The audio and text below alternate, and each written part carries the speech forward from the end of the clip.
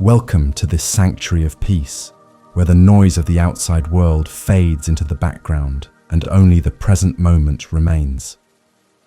Before we embark on this journey to the monastery of the Whispering Bamboo, we invite you to connect with the community of souls gathering here for rest and clarity.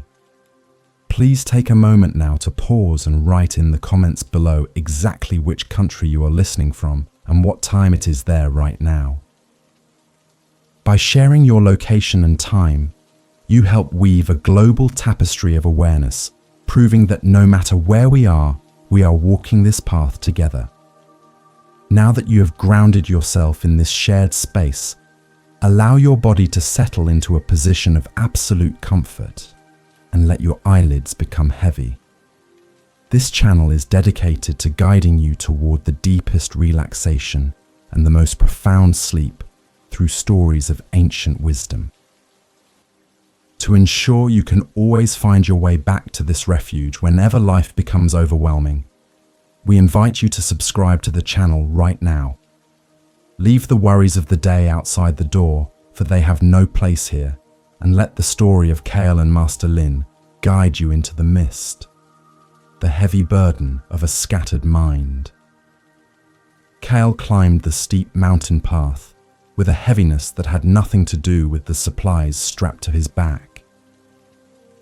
The fog wrapped around his ankles, like soft white spectral hands trying to pull him back to the chaotic valley floor he had left behind. His leather boots crunched against the loose gravel of the winding trail, a sound that seemed deafening in the overwhelming silence of the high altitude. Every breath was a labor, a struggle against the thinning air that smelled of damp earth and decaying pine needles.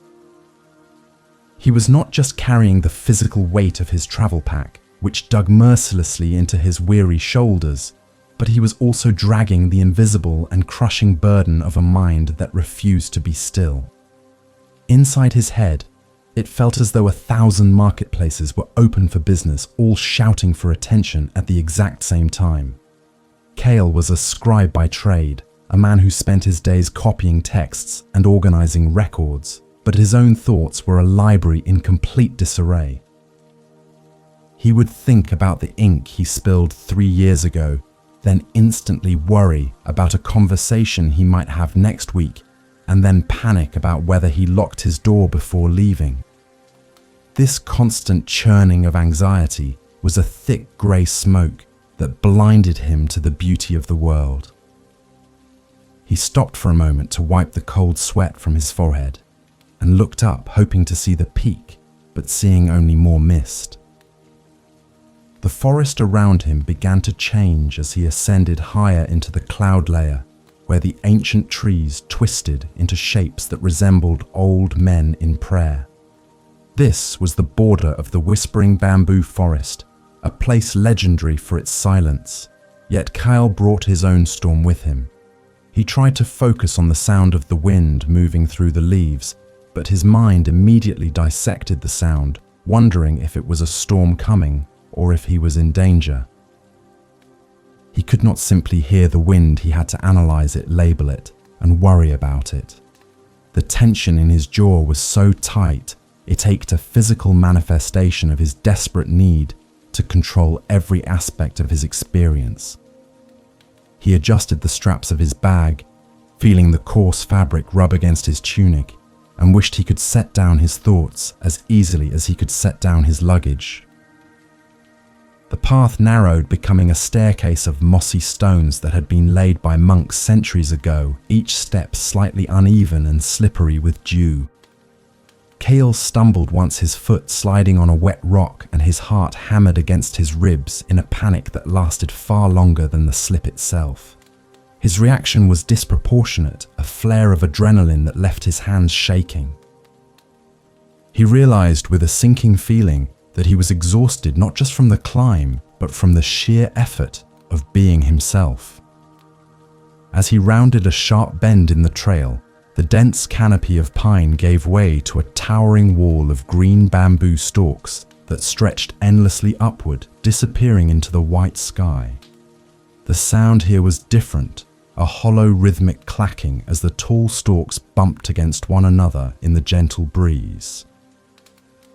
It was a soothing organic music that should have brought peace, but to Kyle, it was just another distraction to be catalogued. He squinted his eyes, trying to peer through the dense green wall, searching for the entrance to the monastery. He felt like an intruder in this place of nature, a discordant note in a perfect symphony of stillness. Suddenly, the wooden gate of the monastery appeared out of the fog, looming tall and formidable, with its dark timber, aged by wind and rain. There were no guards and no doors, just an open archway that invited the traveler to step from the wild forest into the cultivated sanctuary. Kyle hesitated at the threshold, feeling a wave of unworthiness wash over him. He looked down at his dusty boots and his trembling hands, wondering if a mind as broken and scattered as his could ever find a home in such a holy place. The wood of the gate was covered in patches of velvety green moss, and he reached out to touch it, feeling the damp softness under his fingertips. He took a deep breath, inhaling the scent of burning sandalwood that drifted from somewhere deep within the complex. It was a sharp and clean aroma that cut through the smell of his own sweat and the damp forest floor. With a final adjustment of his heavy pack, Kyle stepped across the threshold and entered the main courtyard. The ground here was not wild dirt, but carefully raked white gravel arranged in perfect concentric circles that rippled outward like water frozen in stone. The visual order of the sand was a shock to his chaotic system, and he felt his eyes darting frantically, trying to find a flaw in the pattern. In the center of the courtyard sat a large stone lantern weathered by time, its surface rough and pitted like the face of an old sage. Kyle walked toward it, his footsteps sounding too loud and too clumsy in this space of refined quiet. He felt exposed, as if the very architecture of the monastery was judging his lack of focus. He looked around, expecting to see monks bustling about or chanting, but the place was empty. The emptiness felt heavy and pregnant with meaning, as if the silence itself was the primary inhabitant of this mountain retreat. He dropped his bag to the ground with a thud that echoed uncomfortably against the wooden walls. Across the courtyard, on a wide wooden veranda, sat a solitary figure dressed in simple robes the color of autumn leaves. It was Master Lin, sitting in perfect stillness, with a cup of tea steaming gently on a low table beside him. The master did not turn his head to look at the newcomer, nor did he acknowledge the noise of the dropped bag. He simply sat gazing out at the mist swirling through the bamboo grove. Kyle watched him, fascinated and intimidated by the absolute lack of tension in the master's posture.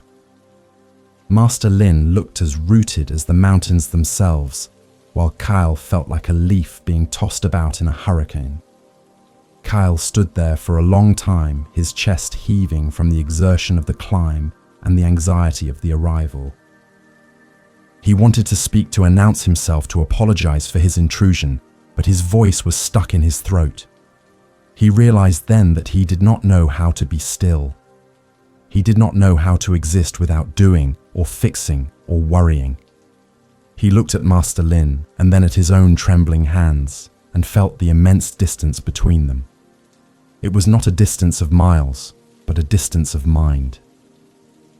He lowered himself onto the wooden step of the veranda, exhausted and defeated, waiting for the first lesson to begin. Arrival at the Valley of Mist.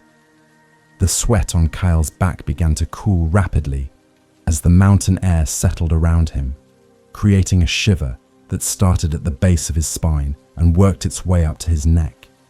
He sat on the edge of the wooden veranda, hugging his knees to his chest in an unconscious attempt to hold himself together against the vastness of the place. The mist here was not merely weather, but seemed like a living entity that breathed and moved through the courtyard, with a slow and deliberate intelligence.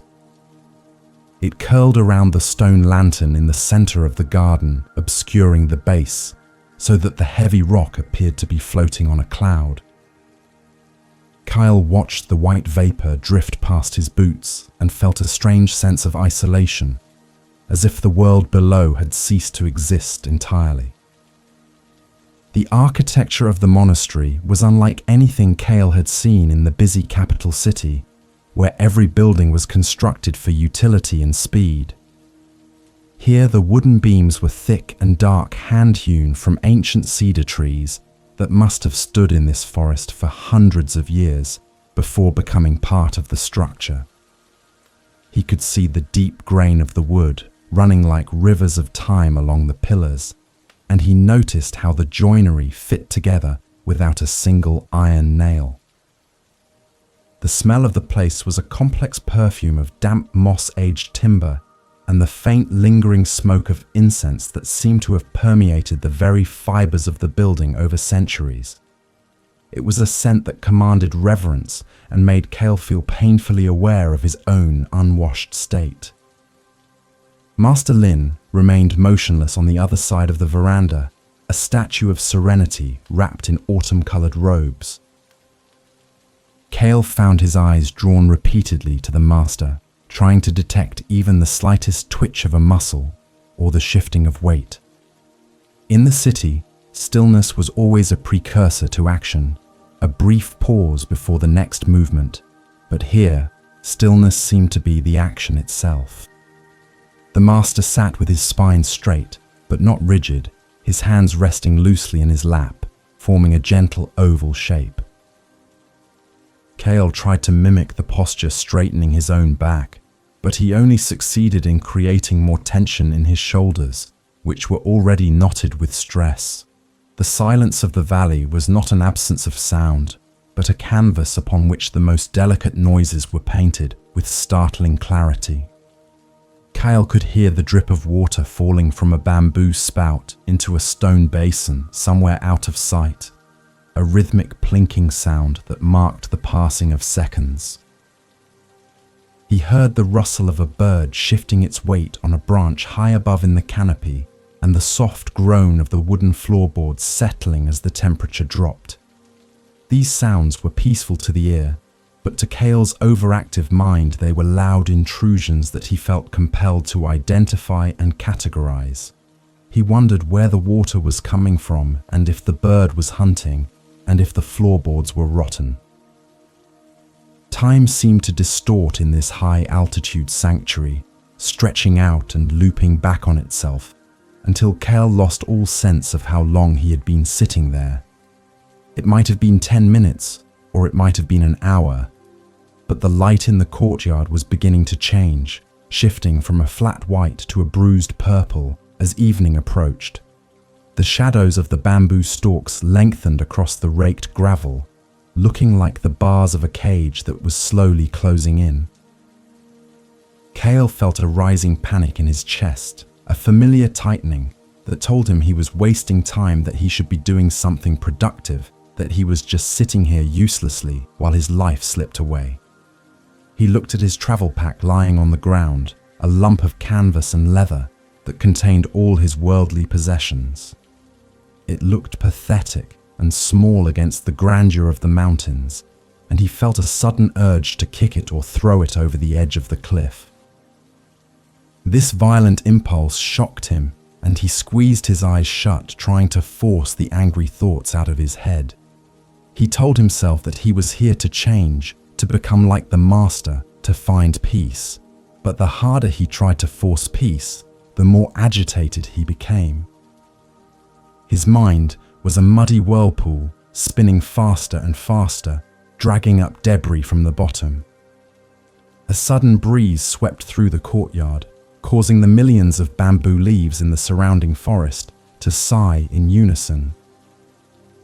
The sound was like a great wave crashing on a distant shore, a wash of white noise that momentarily drowned out the chatter in Kale's head. He opened his eyes and saw that the mist was moving faster now, driven by the wind swirling into vortices and eddies that danced across the gravel.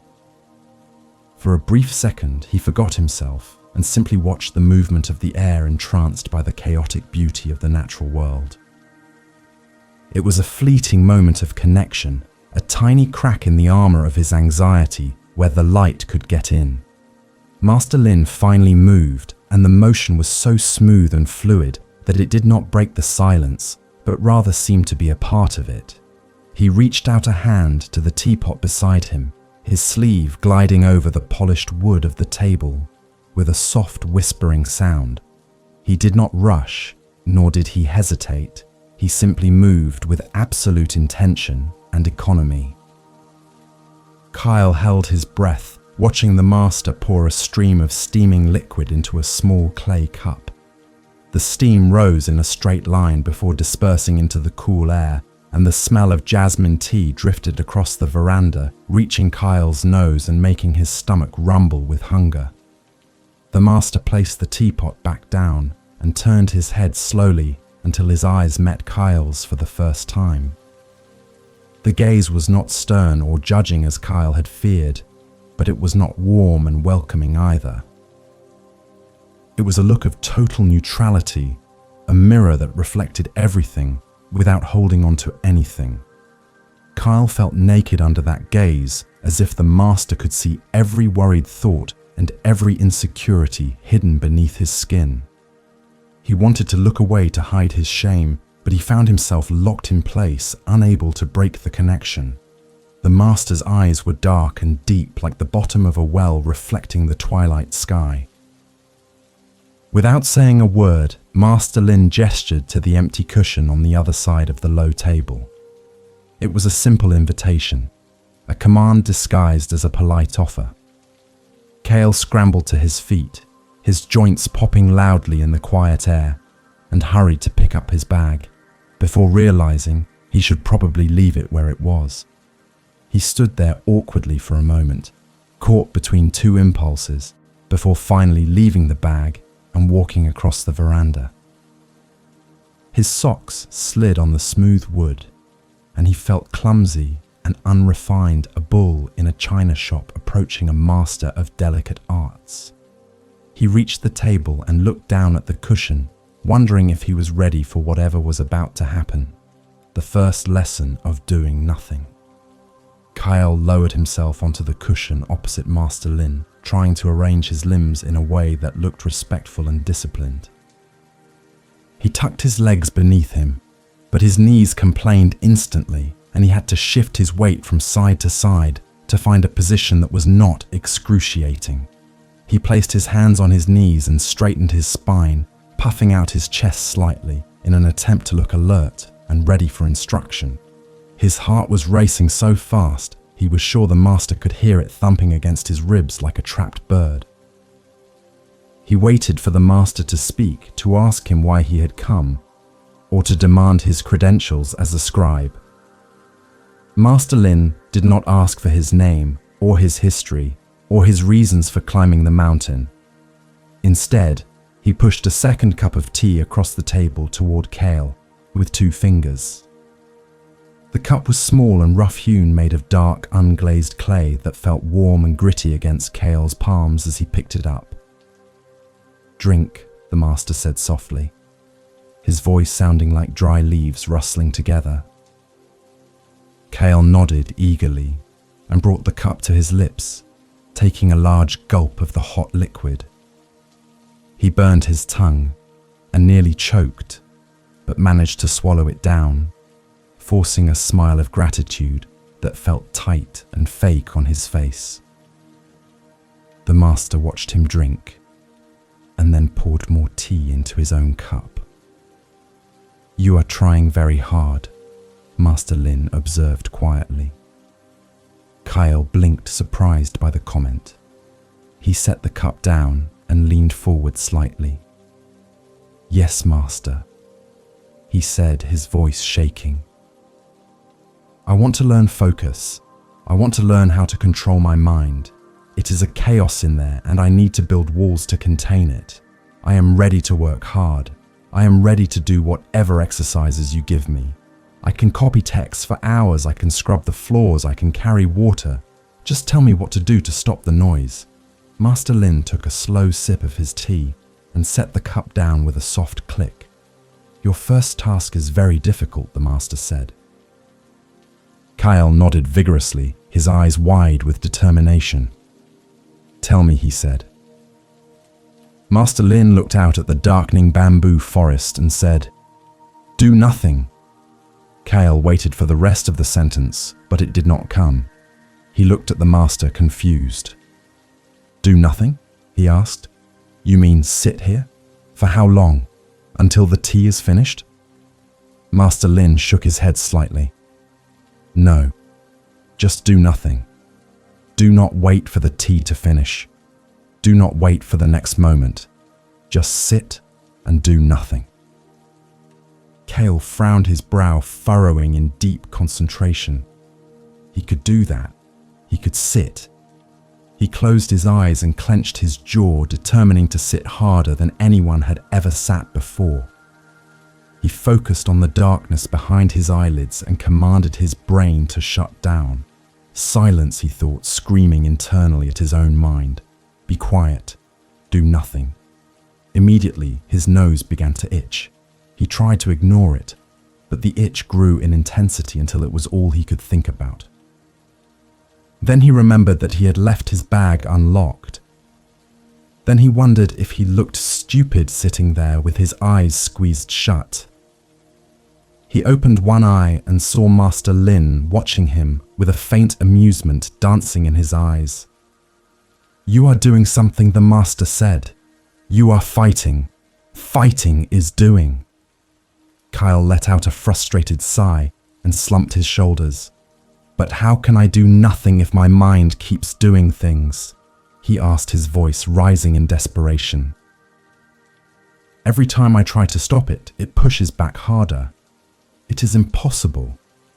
I cannot just turn it off like a lamp." Master Lin picked up the teapot again and swirled the liquid inside, listening to the swishing sound. The master poured the remaining tea onto the ground beside the veranda. The dark liquid splashed onto the white gravel and stained the stones before sinking into the earth, disappearing in seconds. "The water does not try to sink," Master Lin said. "It does not think about the earth. It simply falls. The earth does not try to catch the water. It simply receives. You are trying to be the water and the earth and the gravity all at once.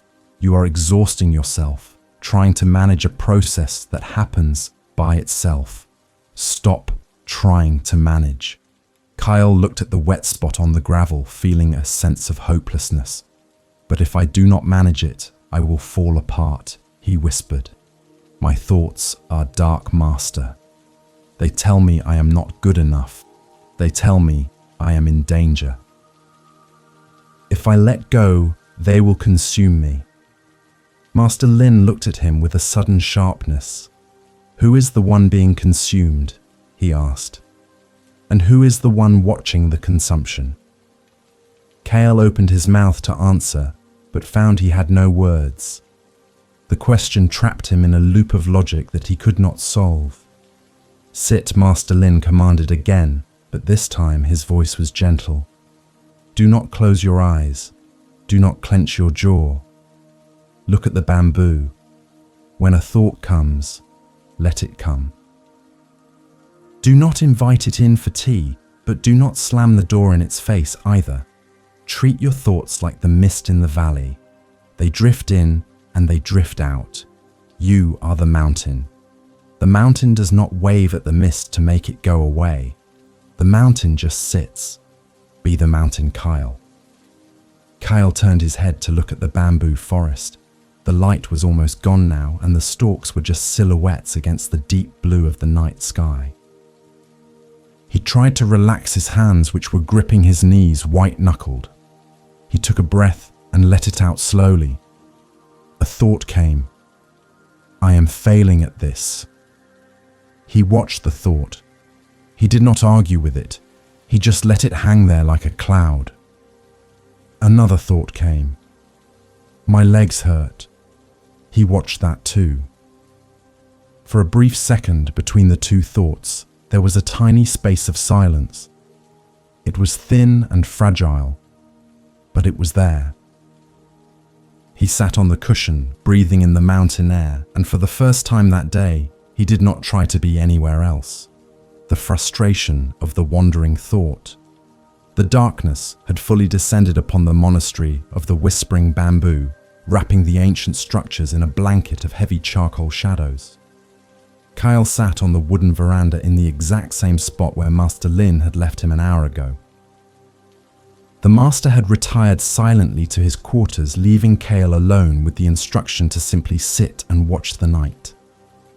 At first, the novelty of the task had kept Kale alert, but as the minutes dragged into what felt like hours, the initial calm began to fracture under the weight of his restless mind.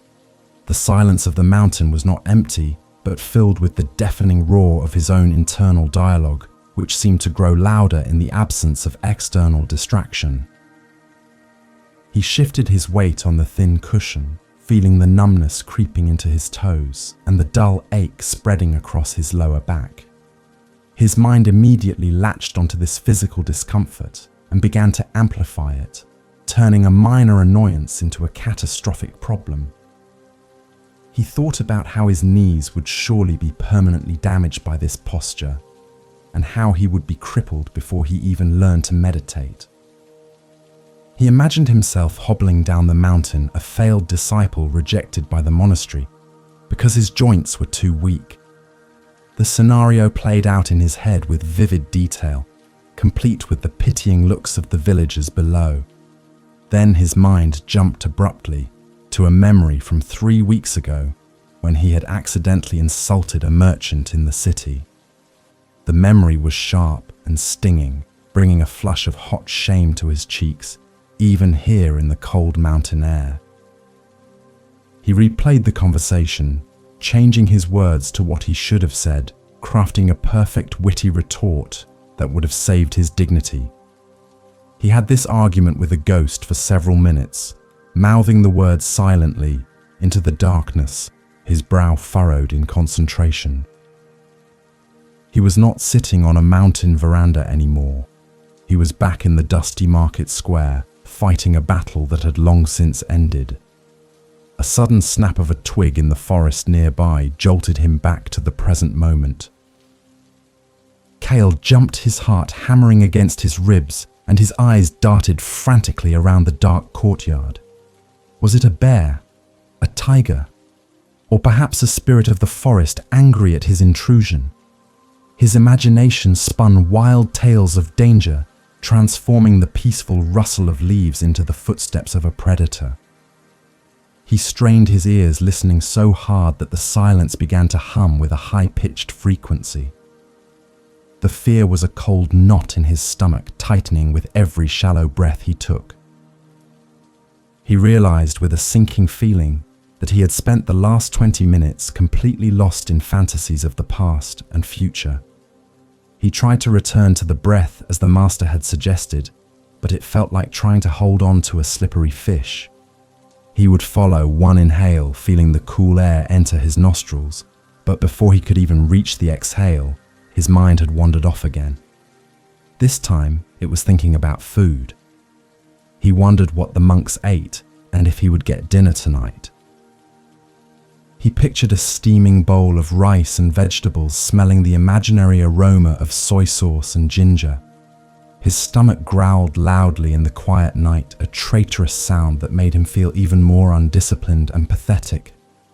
Frustration began to bubble up inside him, hot and corrosive.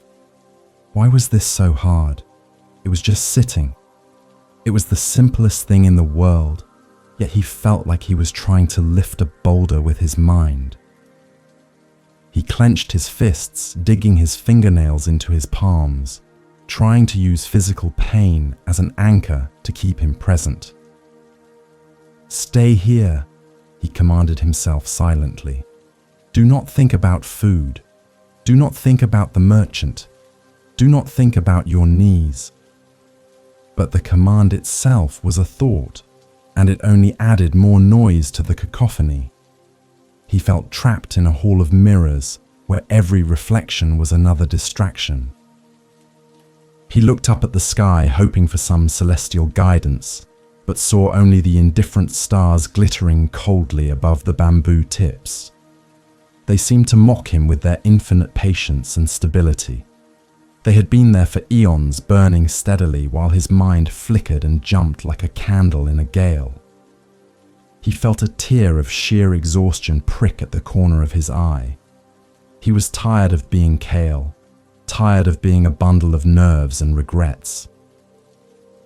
He wanted to be like the stone lantern in the garden, solid and unmoving, but he felt more like the moth fluttering frantically around it.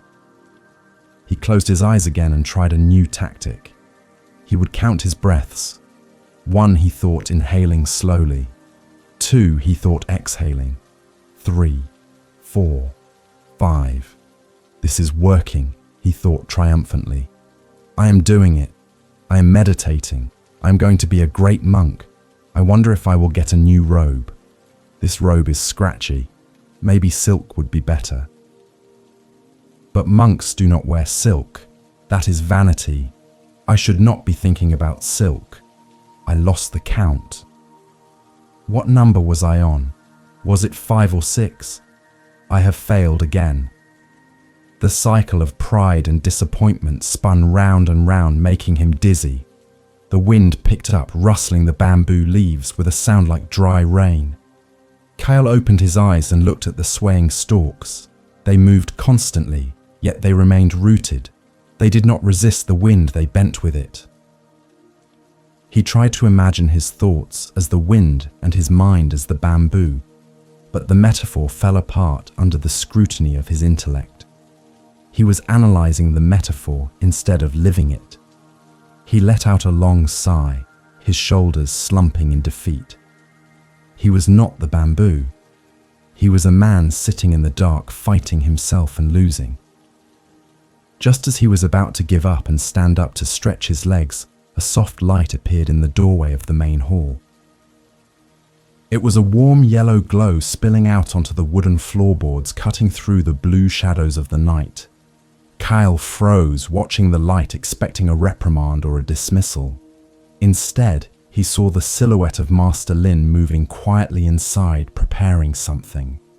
The mundane reality of the light and the movement was strangely grounding. It was a reminder that life continued simply and quietly, regardless of the storms in Kale's head. He took a deep breath and decided to stay on the cushion for just one more moment. Master Lin paused the tea. The sliding paper door opened fully, revealing Master Lin holding a small iron kettle and a wooden tray. The master stepped out onto the veranda, the soft light from the room behind him framing his figure in a golden halo. He moved with that same infuriatingly perfect calmness, placing the tray on the low table between them, without making a single unnecessary sound. Kyle watched him, feeling a mix of reverence and resentment. How could anyone be so peaceful when the world was so chaotic? It seemed unfair, almost supernatural. Kyle straightened his posture, trying to hide the fact that he had been slouching in despair just moments before. Master Lin did not look at Kale immediately.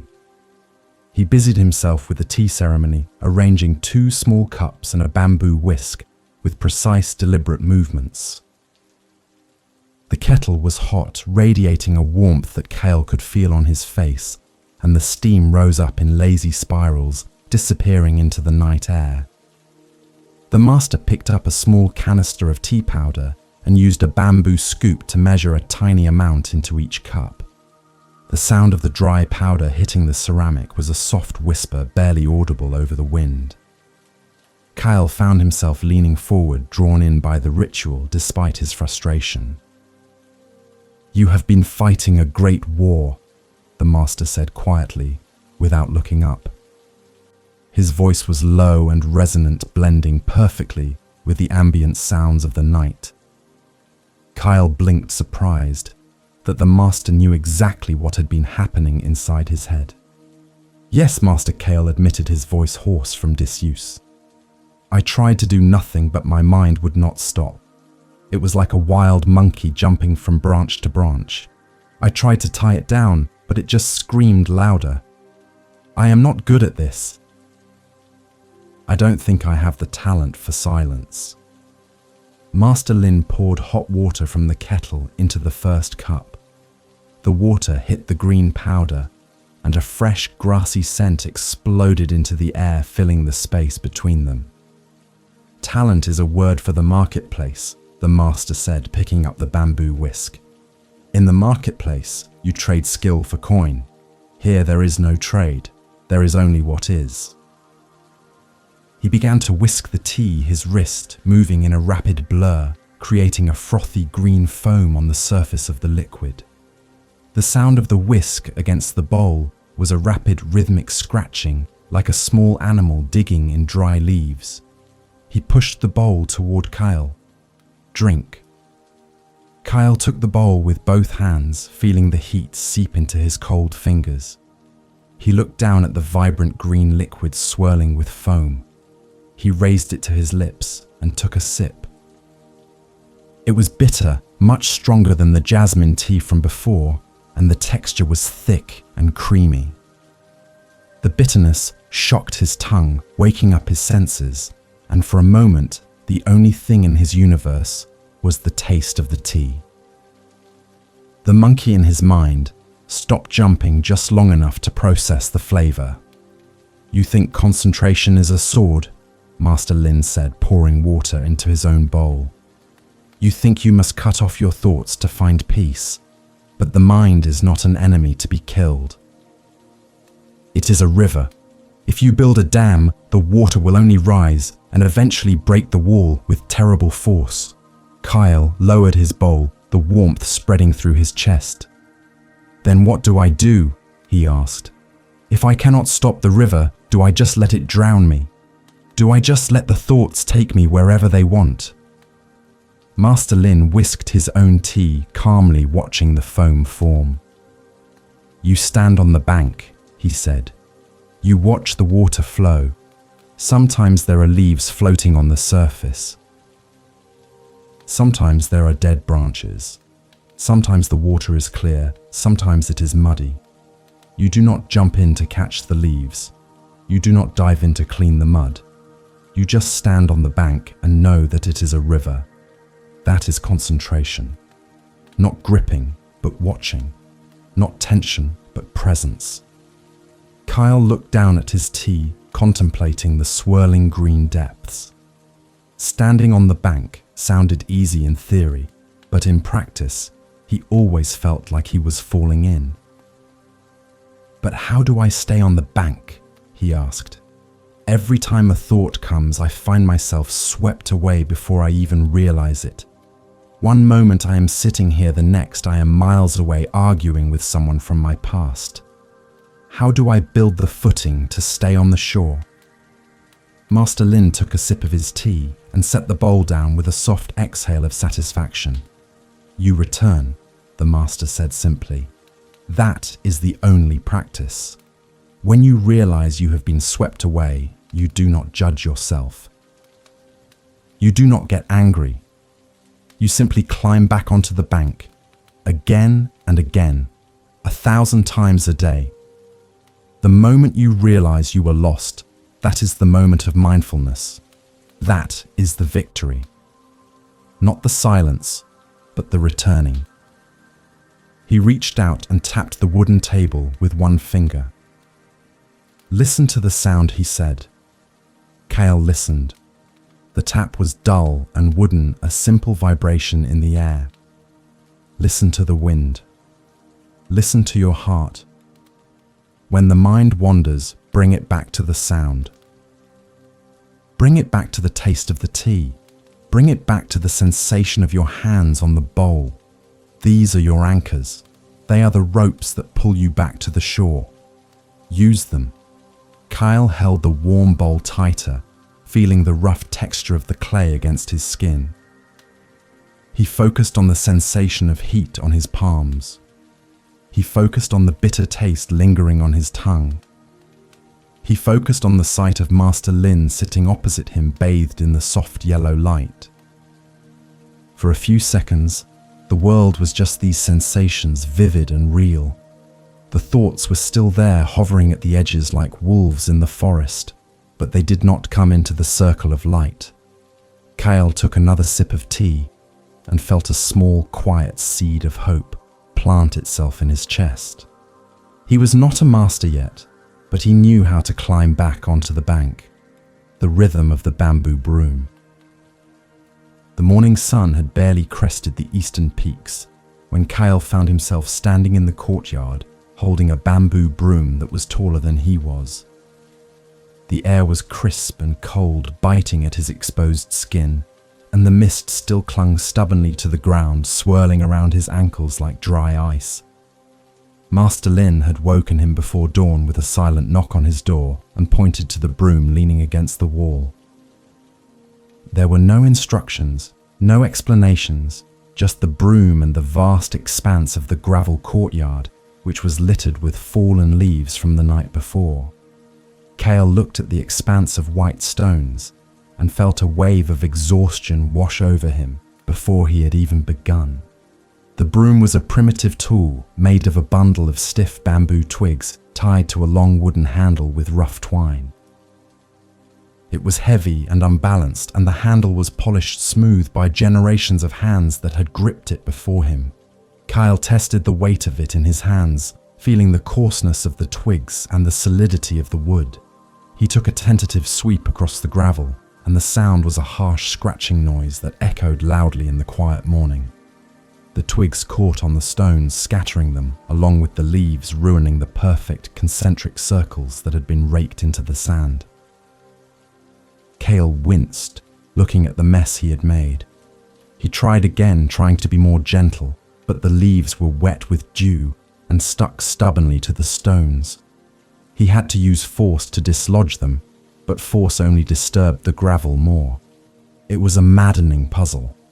How was he supposed to clean the leaves without destroying the pattern of the sand? He looked around for Master Lin, hoping for guidance, but the master was nowhere to be seen. Kyle was alone with his task, and his frustration began to mount. He swung the broom harder, angry at the leaves, angry at the gravel, and angry at the cold morning air that was making his nose run. He worked for what felt like an hour, making slow and clumsy progress. His shoulders burned with the effort, and blisters were beginning to form on his palms from the friction of the handle. He was sweating despite the cold, his tunic sticking to his back in uncomfortable patches. His mind was running in circles, criticizing his technique and complaining about the futility of the task. "Why am I doing this?" he thought. "I am a scribe, not a janitor. I should be reading scriptures or meditating in the hall. This is a waste of time. The wind will just blow more leaves down in an hour. It is meaningless." Suddenly, he heard a soft footstep behind him. He turned to see Master Lin standing there watching him with an unreadable expression. The master walked over and gently took the broom from Kale's hands. He did not speak, but simply turned and began to sweep. The difference was immediate and striking. Master Lin did not fight the broom or the ground.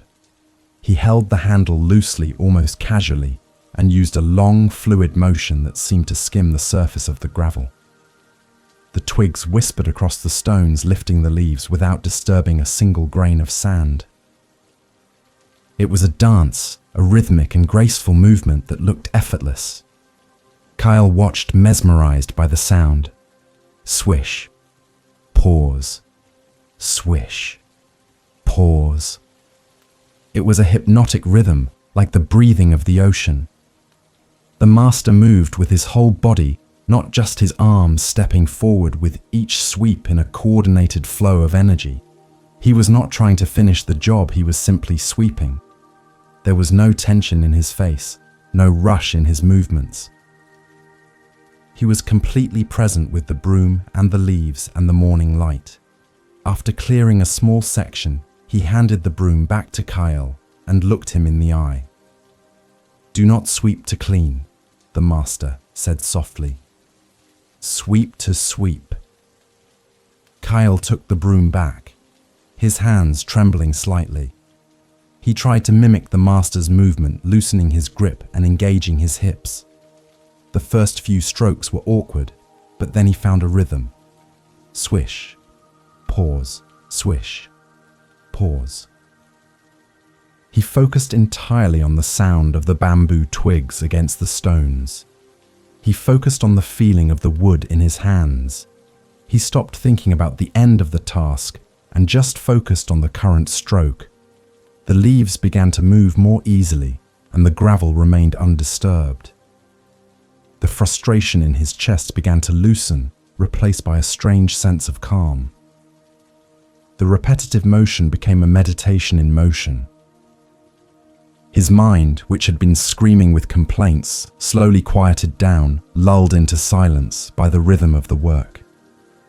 He noticed the pattern of the frost on the stones. He noticed the way the light caught the dew on the leaves, making them sparkle like emeralds. He noticed the steam rising from his own breath, disappearing into the cold air. For the first time since arriving at the monastery, he felt a sense of harmony with his surroundings. He was not Kale the scribe worrying about his future. He was just a body moving a broom in the morning light. As he neared the end of the courtyard, he looked back at the path he had cleared. It was not perfect. There were still a few stray leaves and the gravel was not as smooth as Master Lin's section, but it was clean. He felt a surge of pride, not because he had finished, but because he had done it with attention. He had been there for every stroke. He leaned the broom against the wall and wiped the sweat from his forehead, feeling a deep physical satisfaction that he had never felt from copying texts. The simple act of sweeping had cleared not just the courtyard, but a little bit of the clutter in his mind as well. Master Lin appeared again, carrying a tray with 2 bowls of rice porridge. He sat on the edge of the veranda and gestured for Kale to join him. They ate in silence, watching the sun rise higher over the mountains, burning off the last of the mist. The porridge was plain and unseasoned, but to Kyle it tasted delicious, warm and nourishing after his labor. He looked at the broom resting against the wall and saw it not as a tool of drudgery, but as a teacher. It had taught him that the obstacle was not the leaves or the gravel, but his own resistance to the moment, walking just to walk. After the morning meal, Master Lin led Kale out of the monastery gate and onto a narrow trail that wound its way along the ridge of the mountain. The path was different from the one Kale had climbed yesterday. It was flatter, lined with tall cedar trees that blocked out much of the sky, creating a tunnel of green dappled with sunlight. The ground was covered in a thick carpet of pine needles that muffled their footsteps, making their progress almost silent. Master Lin walked in front, his hands clasped behind his back, his pace slow and deliberate. Kale followed a few steps behind, eager to see where they were going. He expected they were heading to a shrine or a scenic overlook, perhaps a secret cave where the real teachings would begin. His mind raced ahead, imagining the destination and the profound lessons he would learn there. He walked quickly, impatient to arrive, his eyes scanning the path ahead for any sign of a structure. He almost bumped into Master Lin when the master suddenly stopped. Kale halted abruptly, looking around confused. There was nothing here, just trees and rocks. "Why have we stopped?" he asked. "Are we there?" Master Lin turned slowly and looked at Kale with a faint smile. "There is no there," he said. "We are just walking." Kale frowned. "But we must be going somewhere. You led me out here." Master Lin shook his head. "We are walking to walk. The destination is this step, and then the next step. If you are always looking for the destination, you will miss the journey, and the journey is all there is." He turned back around and continued walking at the same slow pace. Kale tried to adjust his mindset, but it was difficult. His entire life had been about goals. You walk to get to the market. You write to finish the scroll. You work to earn the coin. Doing something just for the sake of doing it felt foreign and uncomfortable. It felt like wasting time. He watched Master Lin's feet moving in their straw sandals. The master placed each foot down with care, rolling from heel to toe, fully feeling the ground before transferring his weight. It was a walk of reverence, as if the earth itself was sacred. Kyle tried to slow down. He focused on his own feet. He felt the crunch of the pine needles under his boots. He felt the muscles in his calves contracting and relaxing. He noticed the slight unevenness of the terrain and how his ankles adjusted to maintain balance. It was boring at first. His mind wanted stimulation. It wanted a problem to solve. Walking was too simple. But as he continued, the boredom began to shift into something else, a kind of heightened awareness. Without the distraction of a goal, his senses began to open up. He smelled the resin of the pine trees sharp and clean. He heard the distant call of a hawk circling high above the canopy. He saw a small beetle crawling across the path, its iridescent shell flashing in a sunbeam. He realized that he had walked past 1,000 beetles in his life and never really seen one. He stopped for a moment to watch it, marveling at the complexity of such a tiny creature. Master Lin did not urge him to hurry. He simply waited further up the path, examining a patch of moss on a rock. They walked for hours in this manner. Sometimes they would stop to look at a flower or a twisted root. Sometimes they would just stand and listen to the wind. There was no conversation, no instruction, just the shared experience of moving through the forest. Kale found that his anxiety about the future began to fade. It was hard to worry about tomorrow when you were so focused on placing your foot on a slippery root right now. The present moment demanded his attention, and in return, it gave him a break from his fears. As the sun began to dip lower in the sky, casting long orange rays through the trees, they turned back toward the monastery.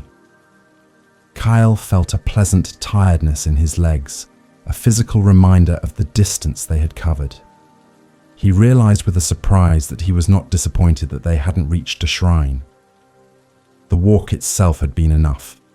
The rhythm of the steps, the fresh air, the silence of the woods. It was a fullness that didn't need a destination to validate it. When the monastery gate came into view, Kale felt a sense of familiarity and homecoming.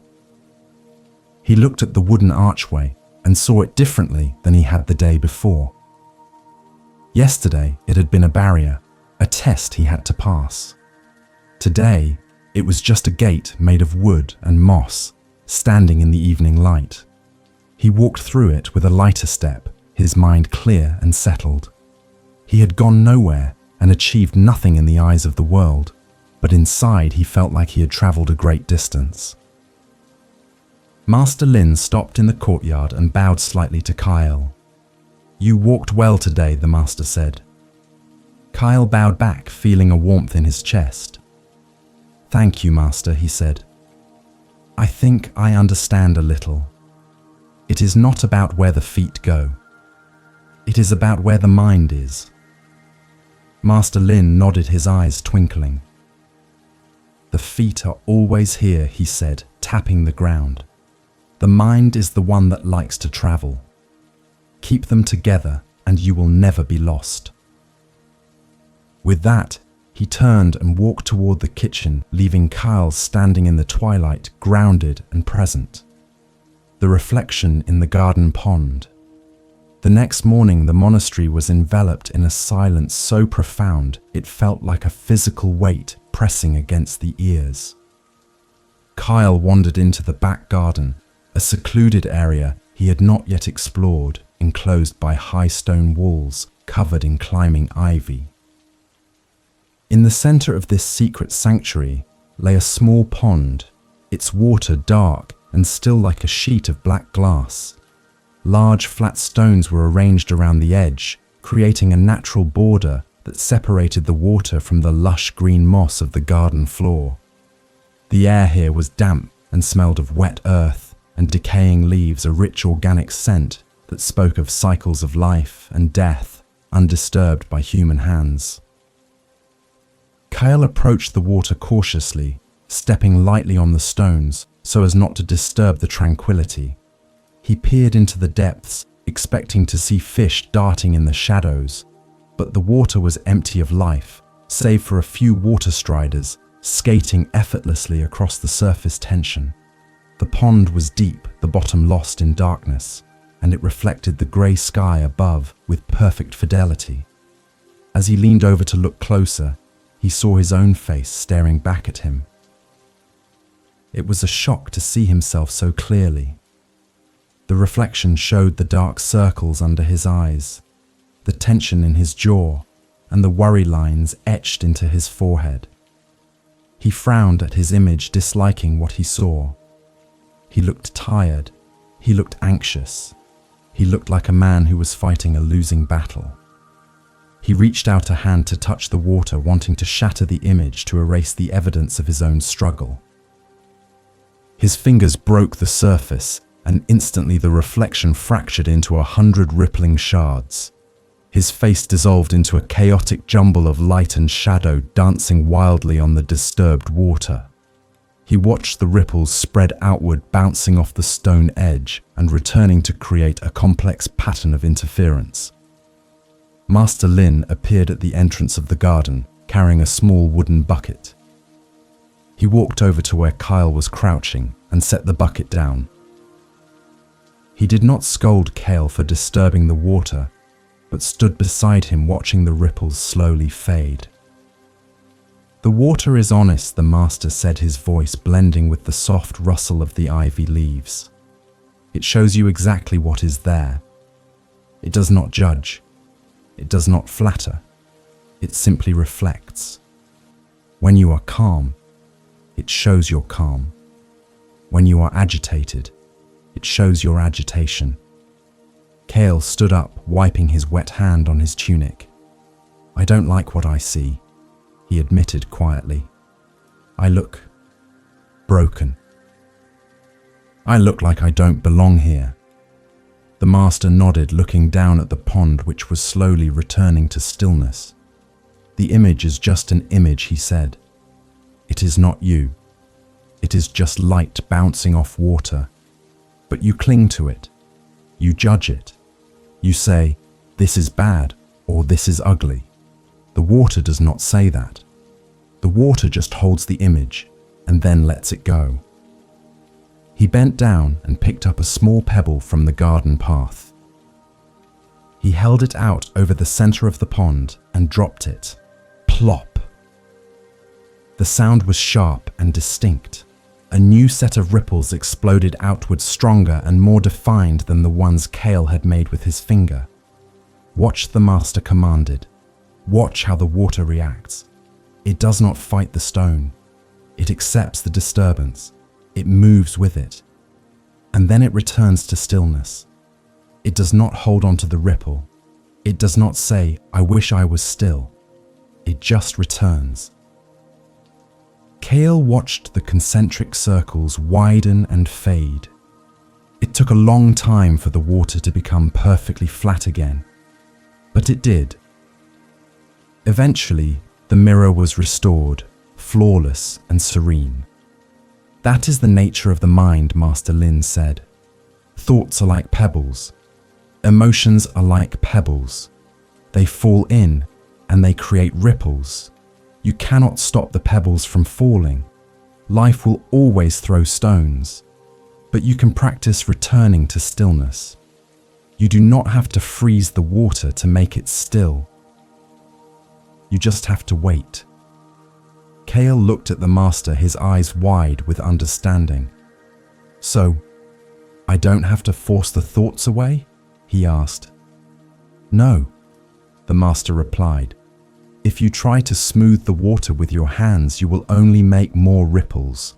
You will only create more chaos. To find stillness, you must stop touching the water. You must stop interfering. you must trust that the water knows how to settle itself. It is its nature to be still. You just have to get out of the way. They stood there for a long time, watching the pond. A leaf fell from an overhanging branch, drifting down in a slow spiral until it landed gently on the surface. It created tiny, delicate ripples that faded almost instantly. The water accepted the leaf, holding it afloat without struggle.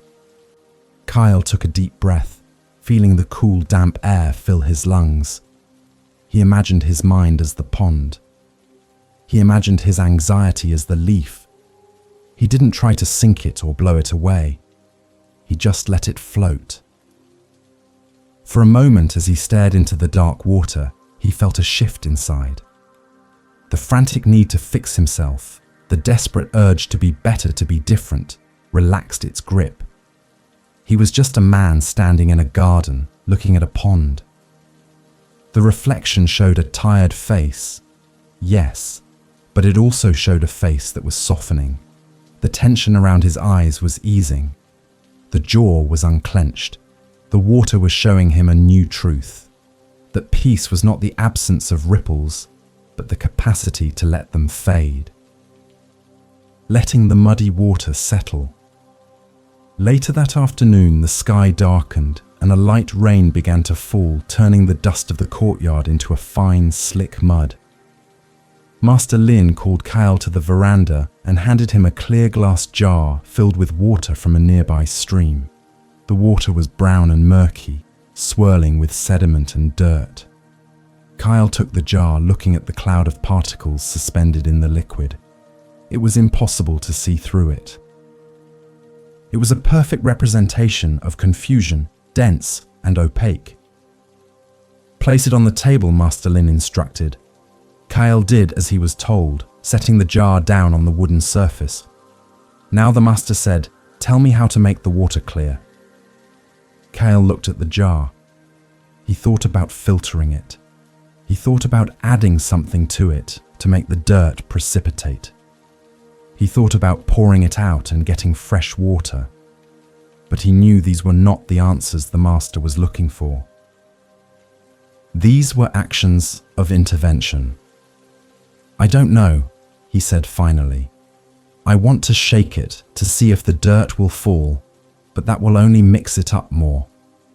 Master Lin smiled, a rare expression of genuine delight. "Exactly," he said. "The more you touch it, the muddier it stays. The dirt is not the enemy. The dirt is just earth. It belongs at the bottom, but right now it is agitated. It is flying around because the water is moving.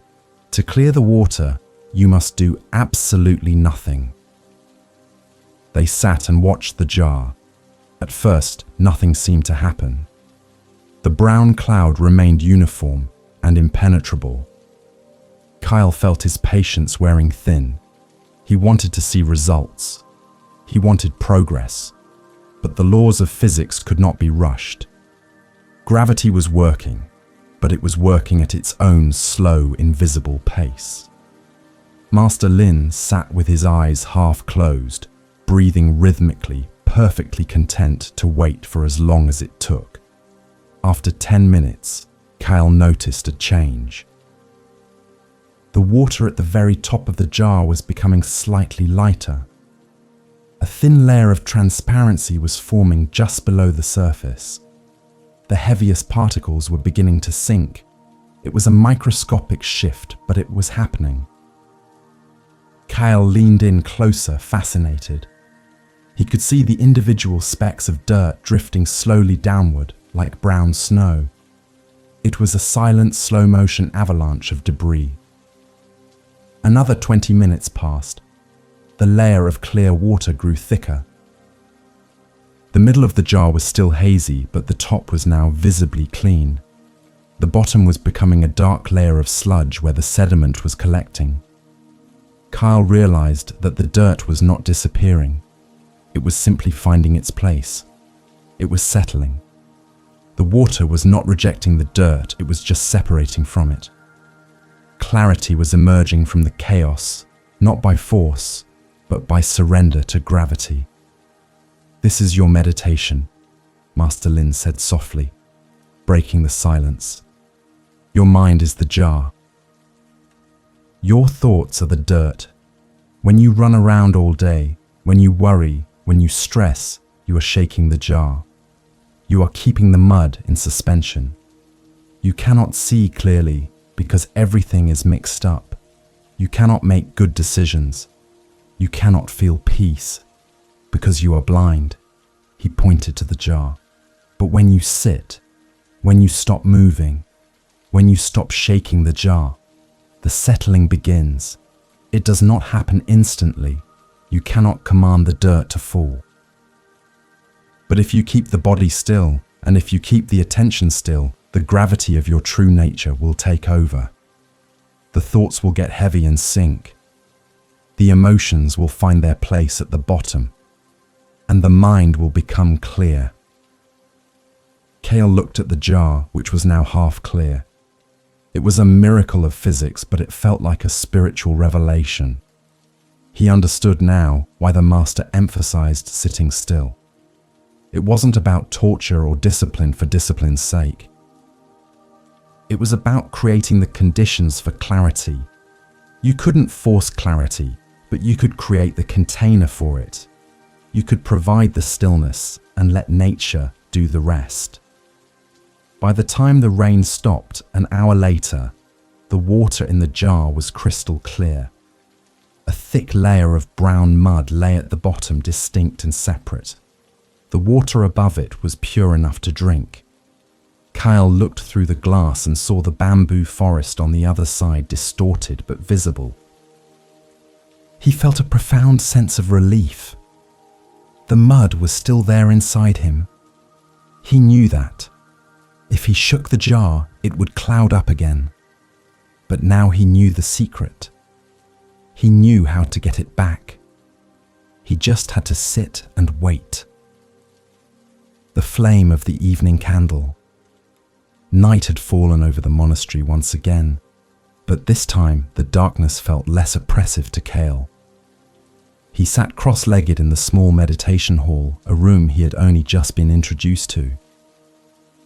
The air inside smelled of beeswax and aged cedar, a warm and comforting aroma that seemed to wrap around him like a blanket. In front of him, on a low wooden altar, sat a single, thick candle. Master Lin struck a match, the sound a sharp scratch, followed by a hiss of igniting sulfur, and touched the flame to the wick. The fire caught instantly, blooming into a teardrop of yellow light that pushed the shadows back into the corners of the room. "Watch the flame," Master Lin whispered, his voice barely audible over the soft crackling of the burning wick. "Do not stare at it until your eyes burn. Just rest your gaze upon it. Let it be the only thing in your world." Cal focused on the light. It was mesmerizing. The base of the flame was a deep blue, almost invisible, transitioning into a warm orange, and finally a bright piercing yellow at the tip. It danced slightly in the air currents of the room, flickering and bowing, but always returning to its upright position. It was alive, constantly changing, yet always the same. Kyle found that his eyes wanted to wander. They wanted to look at the grain of the wood on the altar, or the shadows dancing on the wall. But he gently brought them back to the flame. He noticed how the light seemed to pulse with a subtle rhythm, almost like a heartbeat. He noticed the tiny trail of black smoke rising from the tip, disappearing into the darkness above. The flame became an anchor, a visual point of focus that held his attention in the present moment. It was easier than watching his breath because the flame was outside of him, distinct and bright. As he watched, he began to notice a strange phenomenon. The periphery of his vision began to blur and fade. The walls of the room, the floor, even his own knees seemed to dissolve into a grey mist. Only the candle remained sharp and clear, suspended in a void. It was as if his brain was tuning out everything, that was not the flame-conserving energy by ignoring the irrelevant. This tunneling of attention brought a profound sense of quiet. The chatter in his mind, which had been a constant companion, slowed down to a whisper, and then for brief seconds stopped altogether. He felt a sense of warmth spreading from his eyes to the rest of his body. It was not just the heat of the candle, but an internal warmth generated by the act of concentration itself. He felt his shoulders drop inches as the tension melted away. He felt his jaw unlock. He felt his hands resting on his knees become heavy and relaxed. He was entering a state of absorption where the boundary between the observer and the observed began to blur. Was he watching the flame, or was the flame watching him? It didn't seem to matter. There was just seeing. Master Lin sat beside him, silent and unmoving, a presence of support in the darkness. He did not interfere. He did not correct Kale's posture. He simply held the space, allowing Kale to find his own way into the light. The candle burned down slowly, the wax pooling around the wick in a translucent lake. Occasionally, the flame would pop, sending a tiny spark into the air, a miniature firework that lived and died in a fraction of a second. Kale watched it all with a childlike wonder, seeing the miracle in a simple combustion of wax and string. Thoughts still came, of course. A memory of his room back in the city. A worry about the cold. But they were like moths flying near the flame. They did not land, they did not burn, they just circled and flew away. Kyle did not swat at them. He did not get angry. He just kept his eyes on the yellow light. The flame was the truth. The thoughts were just shadows. As long as he stayed with the light, the shadows could not touch him. He realized that attention was a choice. He could choose to look at the monsters in the dark, or he could choose to look at the light. Time lost its meaning in the candlelit room. Minutes stretched into an eternity of golden light. Kyle felt a deep restfulness, a recharging of his depleted spirit. He had spent so much of his life scattering his energy, focusing on a dozen things at once. Now, pouring all his energy into one single point, he felt a power he had never known. It was the power of gathered attention.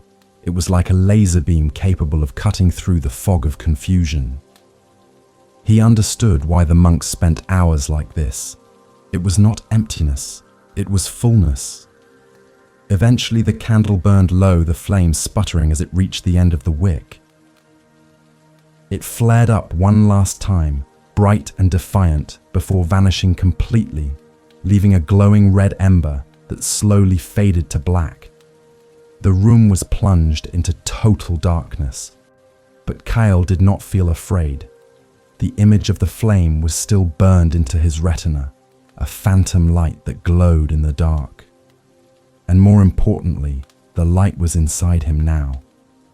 He closed his eyes and felt the afterglow of the concentration, a warm, steady hum in the center of his chest. Master Lin's voice came out of the darkness, soft and reassuring. "The light goes out," the master said, "but the seeing remains. You are not the light. You are the awareness that sees the light. And that awareness never goes out. Carry this darkness as you carried the flame. It is the same container." Kale sat in the dark, breathing slowly, feeling a peace that did not depend on seeing anything at all. He bowed in the darkness, a gesture of gratitude to the flame that had taught him how to see. Listening to the sound of rain. The next day, the weather turned truly foul. A storm that had been brewing over the peaks descended upon the valley with a vengeance.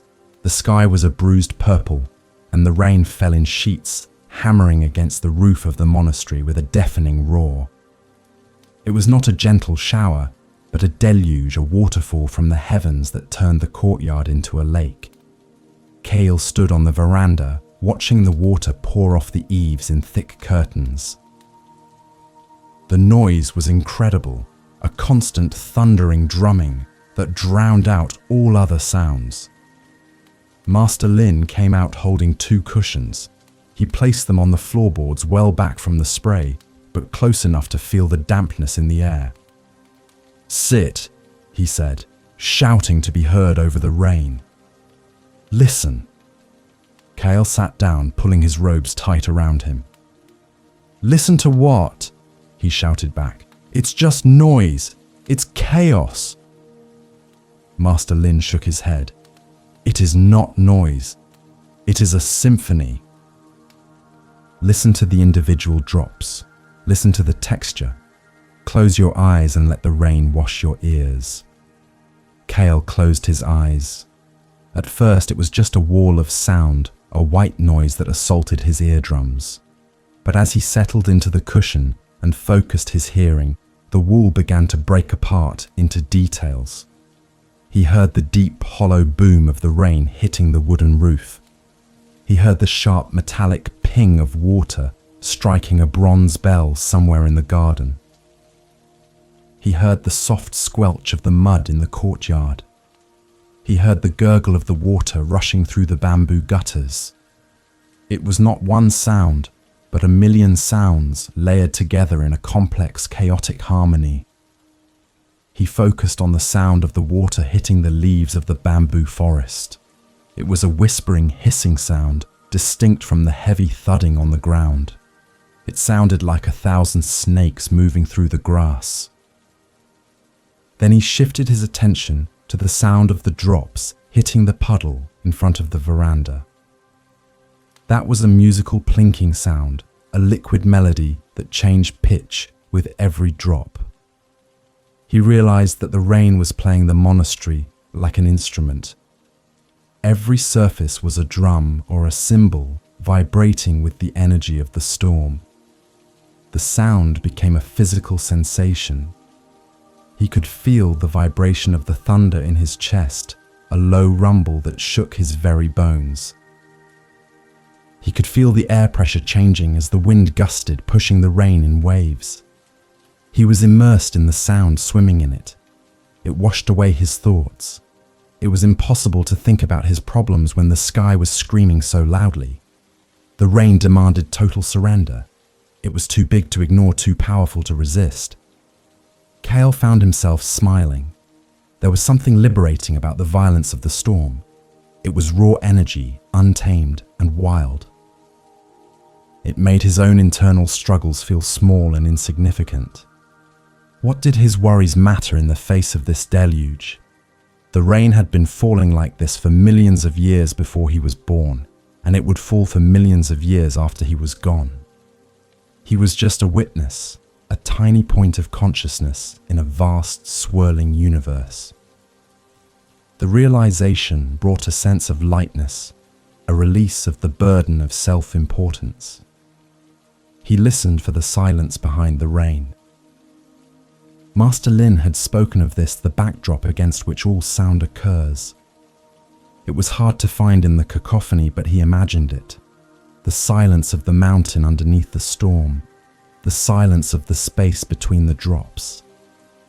It was there, a vast canvas of quiet that allowed the sound to exist. He tried to listen to the sound and the silence, at the same time holding both in his awareness. It was a stretching of the mind, a widening of the aperture of perception. The storm began to pass. The roar softened to a rumble, then to a patter. The heavy curtain of water thinned, revealing the grey shapes of the trees again. The individual sounds became more distinct. Drip, drop, splash. The rhythm slowed down.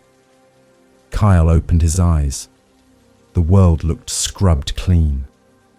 The colours were vibrant, the greens of the bamboo electric against the grey sky.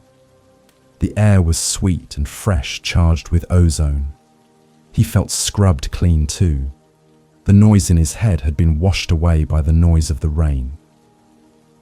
Master Lin was looking at him, a small smile playing on his lips. "Did you hear it?" the master asked softly. Kyle nodded. I heard everything he said. It was beautiful. It was not noise. It was music. Master Lin nodded. The world is always singing, he said. We just stop listening. We put on the earmuffs of our thoughts and we walk through a silent movie. But if you take them off, even the storm is a song. Even the chaos has a rhythm. Kyle looked out at the dripping courtyard. A single drop fell from the roof and landed in a puddle with a clear bell-like tone. Ping. It was the perfect end to the concert. Kyle closed his eyes again, wanting to hold on to the vibration for just a moment longer. He had learned that listening was not just about hearing sounds. It was about receiving the world. It was about letting the outside in. And in that reception, there was no room for the lonely echo of the ego. There was only the rain, the pain of sitting still. The physical reality of monastery life began to set in for Kale, not as a mental concept, but as a sharp and persistent ache in his joints. Master Lin had increased the duration of their sitting sessions, pushing Kale beyond the 20-minute mark that he had grown accustomed to.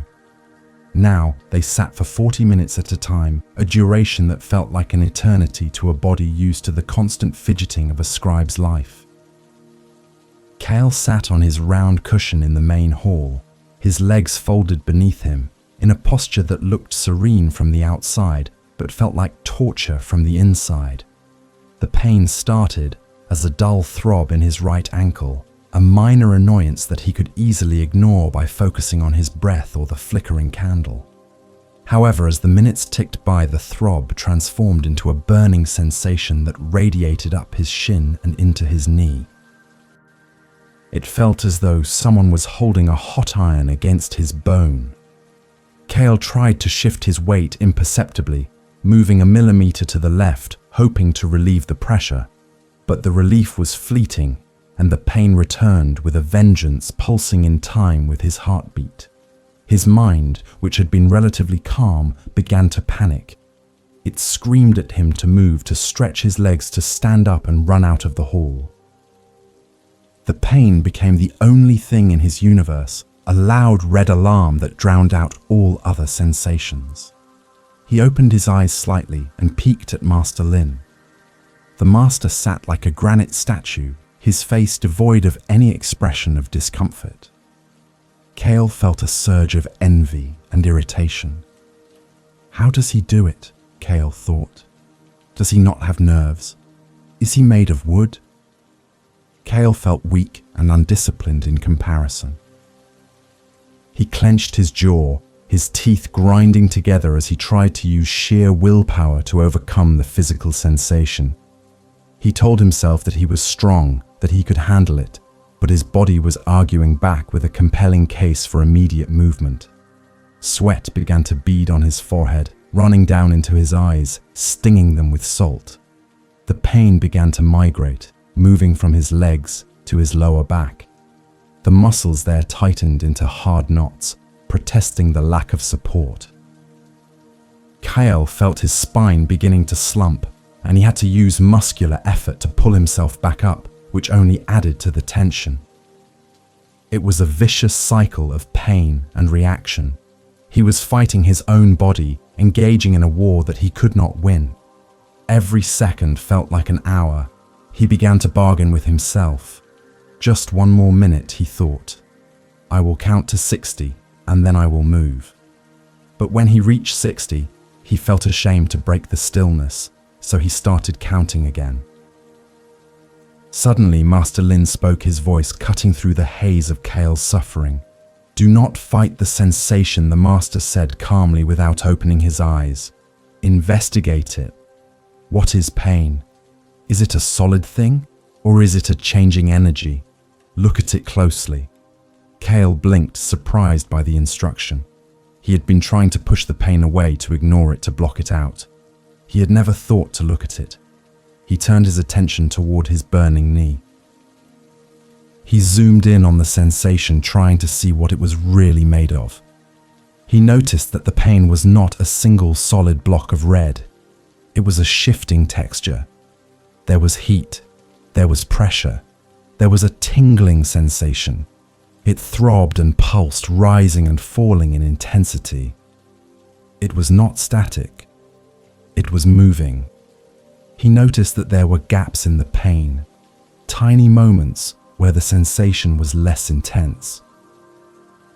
He realized that the word pain was a label, a heavy blanket he had thrown over a complex set of sensations. By removing the label and looking at the raw data, the experience changed. It was still intense, but it was no longer a monster. It was just energy. He tried to breathe into the pain, imagining his breath flowing down his leg and swirling around his knee. He imagined the breath softening the tight muscles, creating space around the sensation. It didn't make the pain go away, but it changed his relationship to it. He was no longer a victim of the pain, he was a witness to it. He was the sky, and the pain was a storm cloud passing through. The sky does not get hurt by the cloud, it just holds it. Kyle felt a slight release of the mental tension that had been compounding the physical suffering. He noticed that much of the suffering came from his resistance. It came from the thought, "I want this to stop." When he dropped that thought and simply said, "This is happening right now," the suffering decreased. The physical sensation remained, but the emotional anguish evaporated. He was sitting in fire, but he was not burning. He was learning the difference between pain and suffering. Pain was inevitable. Suffering was optional. It was a profound lesson delivered not through words, but through the fire of his own nerves. A bell rang 3 times, signaling the end of the session. Kyle uncrossed his legs, slowly grimacing as the blood rushed back into his numb limbs. It was an exquisite agony, a pins and needles sensation that made him gasp. He massaged his ankles, feeling the life return to them. He looked at Master Lin, who was bowing to the altar. Kyle bowed too, feeling a strange sense of accomplishment. He had not run away. He had sat through the fire. He was still in pain, but he was no longer afraid of it. Master Lin turned to him. "The body is a demanding teacher," he said. "It speaks loudly. But if you listen closely, you will find that it is only asking for attention. When you give it true attention without judgment, it settles. You survived, Kyle." Kyle smiled weakly, rubbing his sore knee. "I survived," he agreed. "But I think I will need a lot of tea to recover." Master Lin laughed, a sound like dry bamboo cracking. "Tea is good medicine," he said. "Come, let us boil the water. A storm descends on the mountain." The reprieve from the weather was short-lived. By late afternoon, the sky had turned a menacing shade of greenish black, and the wind began to howl around the eaves of the monastery with a voice that sounded almost human. The temperature plummeted rapidly, turning the damp air into biting frost. Master Lin moved quickly through the compound, securing the wooden shutters and bringing in the drying racks. Kyle helped him, his movements urgent as the first heavy drops of freezing rain began to fall. This was not the cleansing rain of the previous day. This was a tempest, a violent assault from the heavens that threatened to tear the roof off the building. They retreated into the main hall, sliding the heavy doors shut and barring them with thick wooden beams. The wind slammed against the walls, making the entire structure groan and shudder. Kyle felt a primal fear rising in his gut. The monastery felt fragile, a tiny wooden boat in a raging ocean of air. He looked at the paper windows, which were vibrating like drumskins, and wondered if they would hold. The sound was deafening, a constant roar that made conversation impossible. The candle on the altar flickered wildly in the drafts that sneaked through the cracks in the floorboards. Master Lin sat near the center of the room, calm as ever, arranging a small charcoal brazier to provide heat.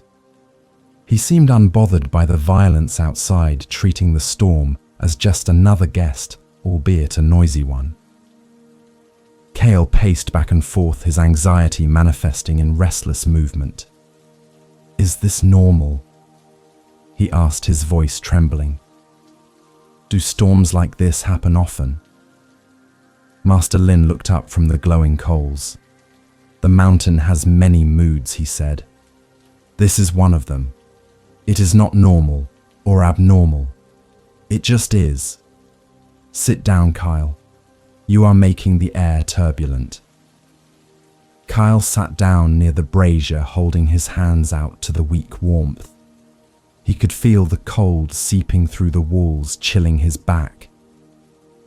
He listened to the wind tearing at the bamboo forest outside, imagining the stalks snapping and the trees uprooting. He felt small and vulnerable, completely at the mercy of forces he could not control. His mind began to catastrophize, imagining the roof collapsing, imagining them freezing to death on the mountain. The concentration he had built up over the last few days seemed to evaporate in the face of this raw physical threat. Suddenly, a loud crack echoed from the courtyard, followed by a heavy thud that shook the floor. Something large had fallen, maybe a tree or a part of the roof. Kyle jumped to his feet, his heart racing. "What was that?" he cried. "We have to check." Master Lin did not move. "We cannot go out there," he said firmly. "It is too dangerous. Whatever has fallen has fallen. We will see it in the morning. Sit down." Kyle looked at the master, incredulous. "How can you just sit there?" he demanded. "The building is falling apart." Master Lin looked at him with eyes that were fierce and steady. "The building is strong," he said. "It has stood for 300 years. It has seen worse storms than this. Your fear is making the storm stronger. The storm outside is wind and rain. The storm inside is panic and imagination. Which one can you control?" Kale stared at him, the question hanging in the air. He realized that his panic was not helping. It was not holding the roof up. It was only exhausting him. He sat back down, forcing himself to take a deep breath. He looked at the charcoal brazier, at the red glow of the embers. He tried to focus on the heat. He tried to find the eye of the hurricane inside himself. It was incredibly difficult. Every gust of wind triggered a spike of adrenaline. But he kept trying. He used the techniques he had learned. He labeled the fear. This is fear. He labeled the sound. This is wind. He tried to separate the raw data from the catastrophic story his mind was spinning. Master Lin began to chant a low rhythmic hum that resonated in his chest. It was a simple sound, a vibration that seemed to compete with the wind. Kale listened to the chant, letting it anchor him. He joined in tentatively, his voice shaky at first, but gaining strength as he matched the master's pitch. The sound of their voices blending together created a bubble of order in the chaos. They were two human beings asserting their presence in the face of the void. The chanting became a shield, a sonic wall that kept the terror at bay. For hours they sat there chanting and listening to the fury of the mountain. The storm raged on, unabated, tearing at the shingles and rattling the doors. But inside the circle of the brazier, there was a strange kind of peace. It was the peace of surrender. Kyle realized that he could not stop the wind. He could not save the roof. He could only sit here and breathe and chant. He had to trust the wood and the stone and the fate that had brought him here. He had to let go of the illusion of safety and accept the reality of the moment. Eventually, exhaustion overtook his fear. His head began to nod and his chanting trailed off into a whisper. He curled up on the floor near the coals, wrapped in a heavy wool blanket that Master Lin had provided. The sound of the wind was still loud, but it had become a lullaby, a massive white noise that blocked out everything else. He fell asleep, watching the dying embers, his mind finally quieted by the sheer magnitude of the storm. He slept deeply, dreamlessly, while the mountain roared around him, finding the eye of the hurricane. When Cale awoke, the world was eerily silent. The roaring wind that had battered the monastery walls for hours had vanished, leaving behind a stillness so profound it felt heavy in the ears. He pushed himself up from the wooden floor, his muscles stiff and cold from sleeping on the hard planks near the dying brazier. The air in the hall was frigid, and he could see his breath puffing out in small white clouds. Master Lin was already up, standing by the sliding doors, which were slightly ajar, allowing a thin beam of pale morning light to cut through the gloom. Kyle wrapped the wool blanket tighter around his shoulders and joined the master at the threshold, bracing himself for the wreckage he was sure awaited them outside. He stepped out onto the veranda and gasped. The courtyard was unrecognizable. It was buried under a thick blanket of snow that had fallen in the wake of the storm, covering the gravel, the paths, and the garden in a pristine layer of white. The destruction he had feared was there, but it was softened by the snow. Several large branches from the ancient pine trees had snapped and lay scattered across the courtyard like fallen giants, but the buildings themselves stood firm. The roof tiles were intact, glistening with frost, and the bamboo forest was bent low under the weight of the snow, creating a tunnel of white arches. It was a scene of devastating beauty, a landscape transformed into a monochrome painting. Master Lin stepped down into the snow, his straw sandals crunching softly on the fresh powder. He walked toward the largest of the fallen branches, a massive limb that had crashed dangerously close to the stone lantern. He inspected it, running his hand over the rough bark and the splintered wood where it had torn away from the trunk. The tree gave up what it could not hold. The master said, his voice quiet in the cold air. It did not fight the wind. It sacrificed a limb to save the trunk. This is the wisdom of the forest. If it had been rigid, it would have been uprooted entirely. Cale looked at the broken branch and felt a sudden kinship with the tree. He had spent his whole life trying to be rigid, trying to hold on to everything, trying to be perfect and unbreakable. And because of that, he felt like he was constantly being uprooted by the storms of life. He realized that true strength was not about being unmovable, but about knowing what to let go of. The tree was still standing. It was wounded, yes, but it was alive. It had weathered the storm by yielding. This was the eye of the hurricane, not a place of safety, but a state of adaptability. They spent the morning clearing the debris. It was heavy work. They had to saw the branches into smaller pieces and drag them to the woodpile behind the kitchen. Kyle's hands were numb with cold, but his body warmed up quickly with the exertion. He found a rhythm in the work, the repetitive motion of sawing and lifting, becoming a kind of meditation. He wasn't thinking about the cold or the damage. He was just doing. Lift, drag, stack, lift, drag, stack. His mind was clear, focused entirely on the task at hand. The anxiety that usually plagued him was absent, replaced by the simple physical reality of wood and snow. As they worked, the sun began to break through the clouds, casting a blinding glare on the white landscape. The snow began to melt, dripping from the eaves in a constant rhythmic patter that sounded like 1,000 tiny bells. Kyle stopped for a moment to wipe the sweat from his brow and looked out at the valley below.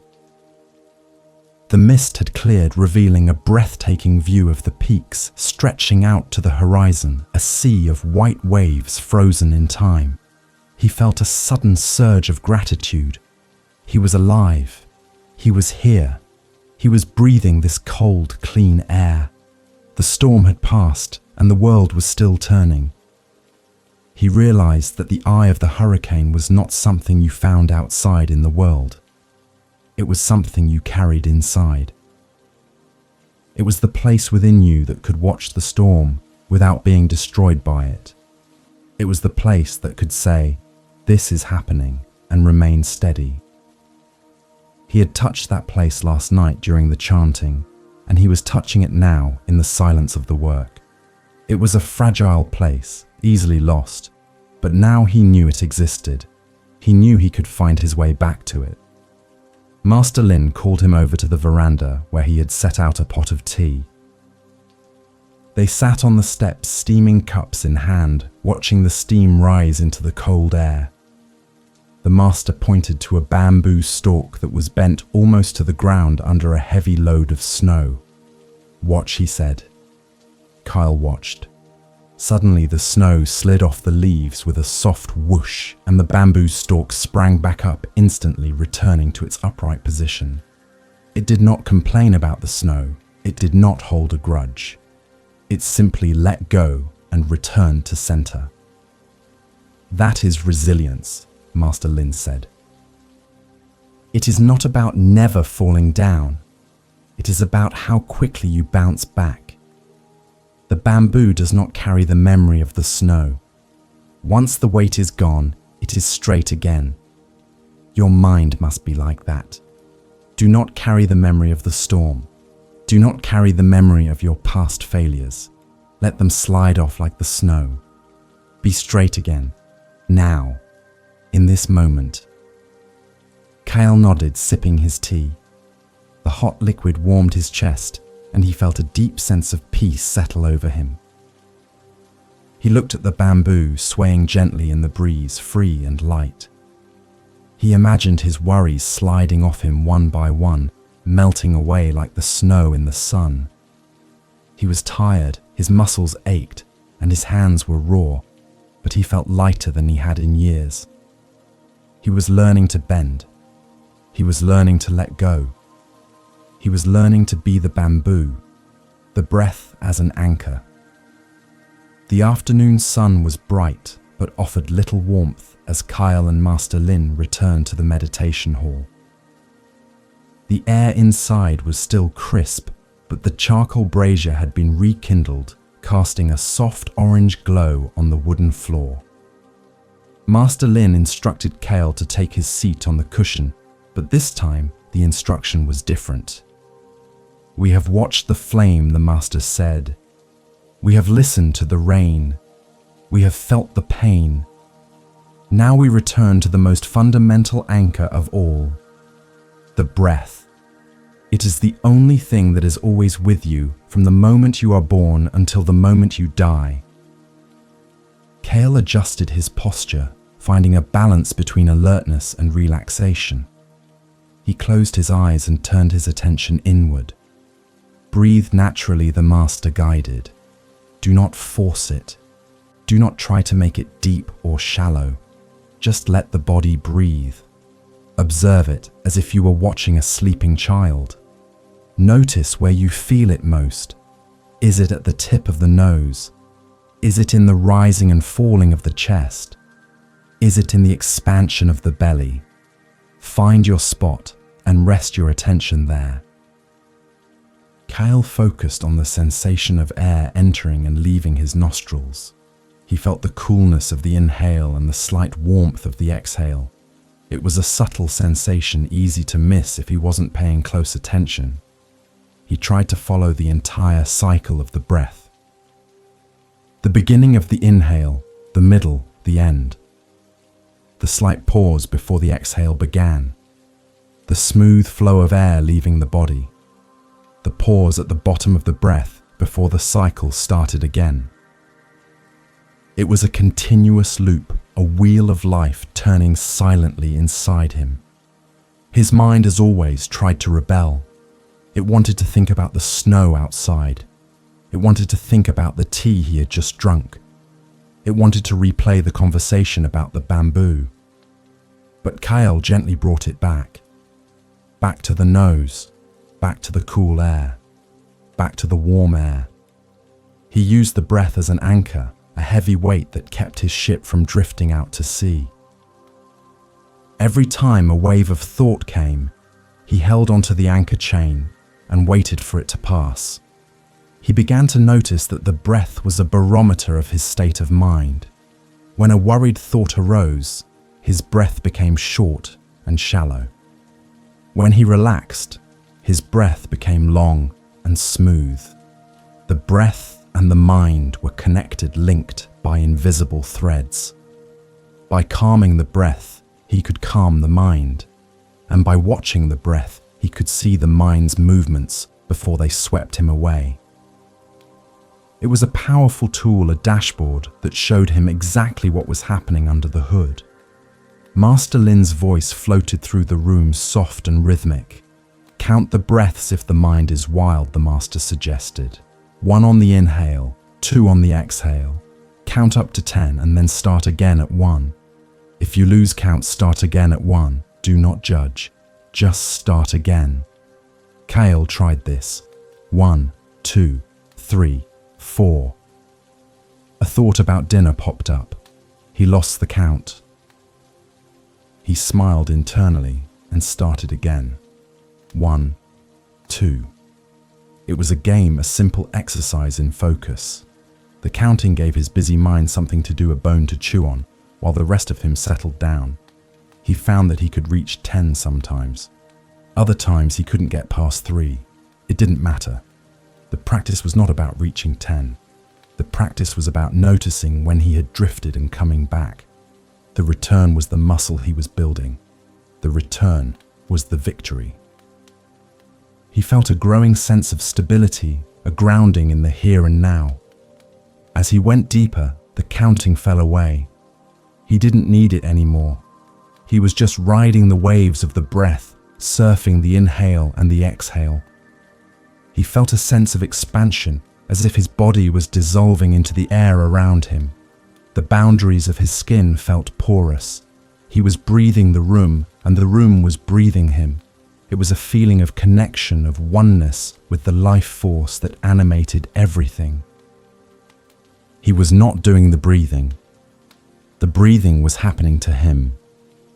He realized that the breath was always in the present moment. You cannot breathe in the past. You cannot breathe in the future. You can only breathe now. By anchoring himself to the breath, he was chaining himself to the present. It was a safe harbor, a refuge from the storms of time travel that his mind loved to engage in. Whenever he felt anxiety rising, he knew he could just find his breath.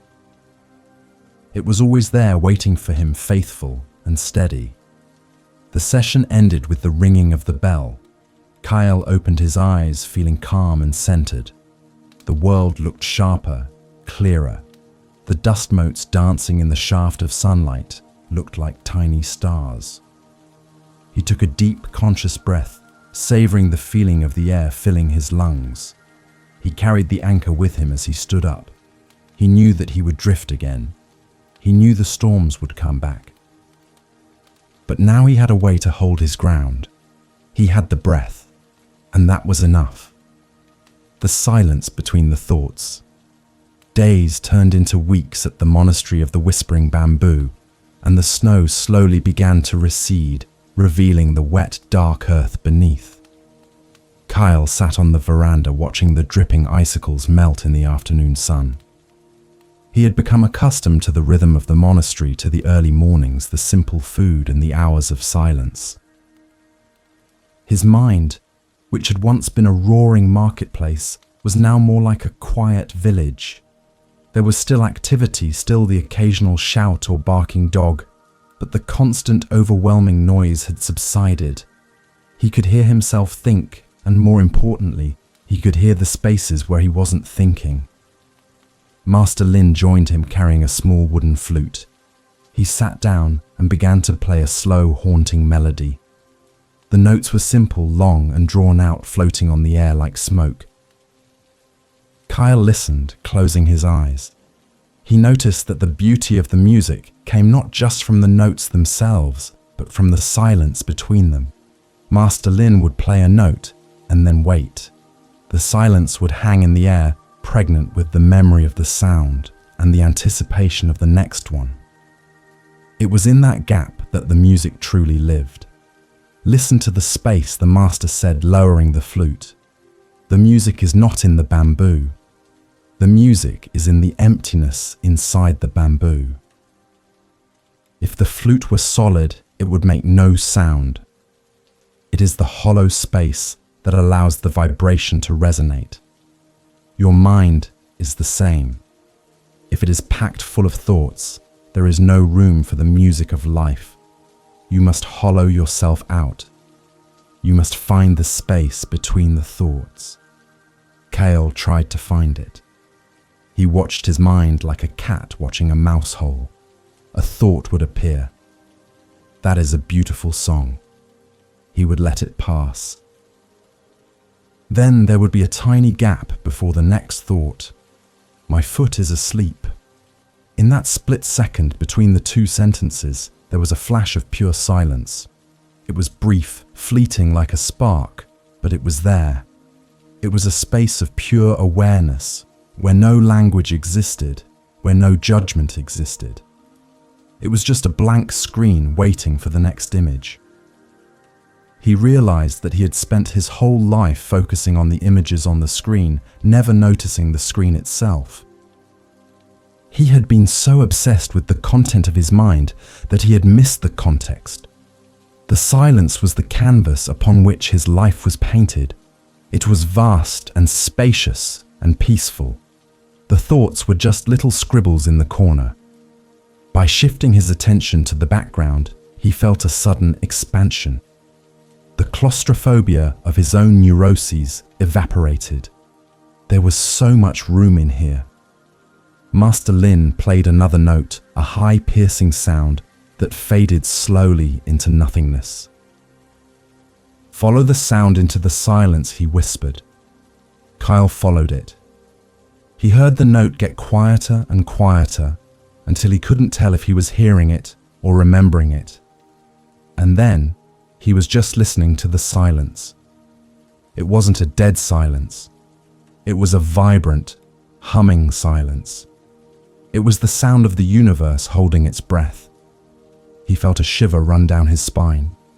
He was touching the void, and the void was not empty. It was full of potential. He began to practice this in his daily life. When he was sweeping the courtyard, he would look for the pause between the sweeps. When he was eating, he would look for the pause between the bites. When he was walking, he would look for the pause between the steps. He found that these gaps were everywhere.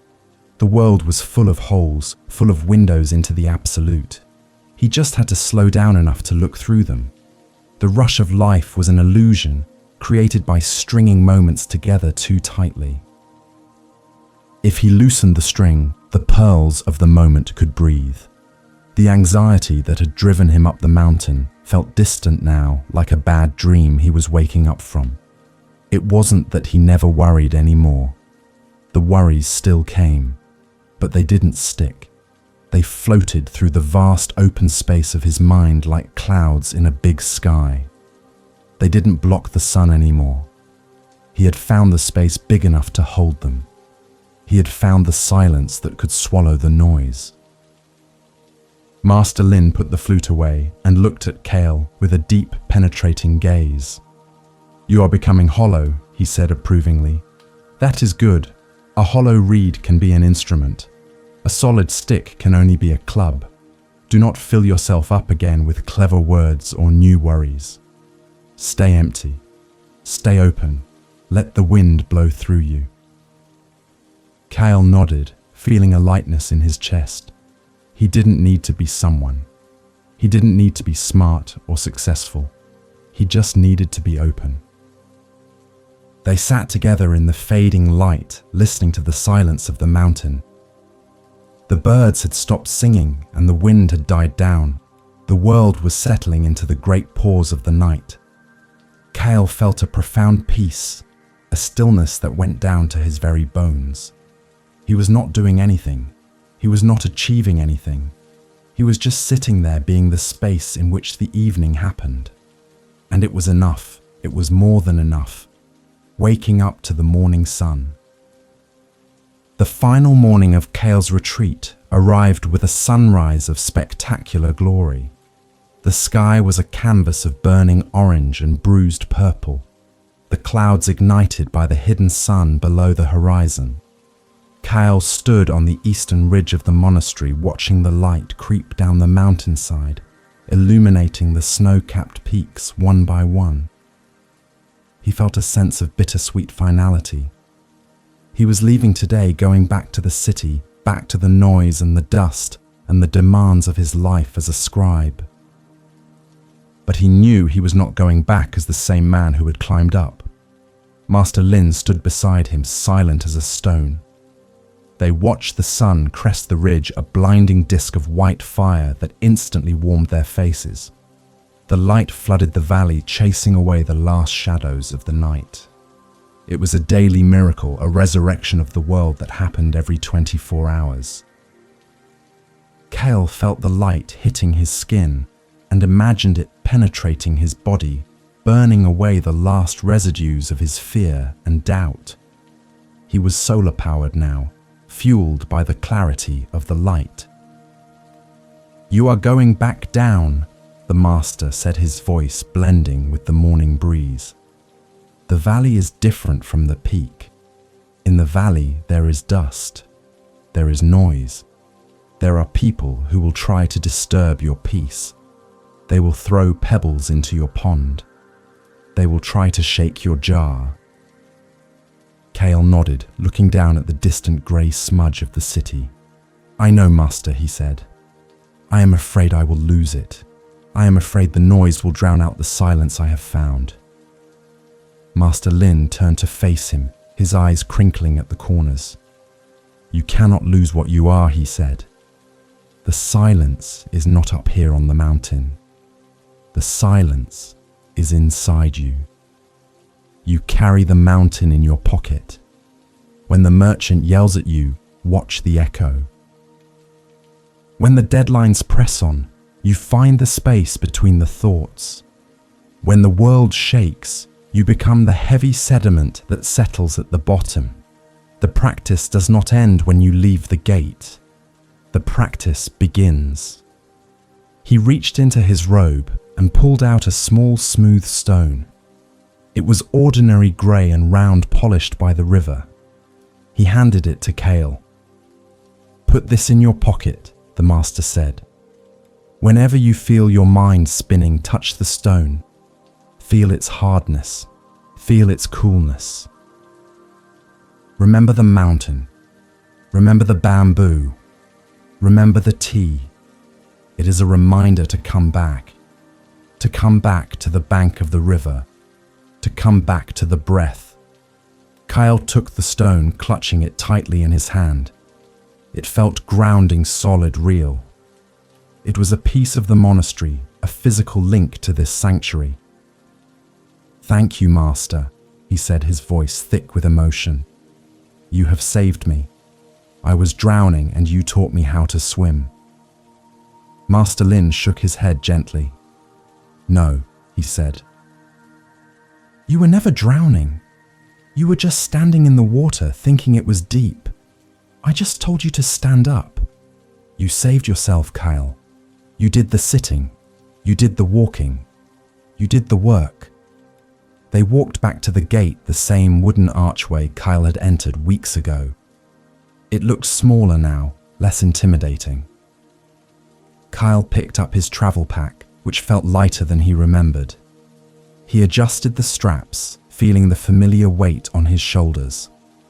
But this time, he did not hunch under it. He stood tall, his spine straight, his chest open. He was carrying the load, but he was not the load. He was the one carrying it. Master Lin bowed low, a deep, formal bow of respect. Kale bowed back lower and longer, pouring all his gratitude into the gesture. When he straightened up, Master Lin was smiling. "Go well, Kyle the scribe," the master said. "Write a good story with your life. Make the letters clear. Leave plenty of space between the words." Kyle smiled back, tears stinging his eyes. "I will, master," he promised. "I will write with space." He turned and began the descent. The path was steep and rocky, but his feet were sure. He moved with the grace of the bamboo, stepping lightly, breathing deeply. He heard the birds singing in the trees, and he listened to the silence between their songs. He smelled the pine needles and the damp earth. He felt the sun on his back. He was walking down into the chaos, but he was bringing the silence with him.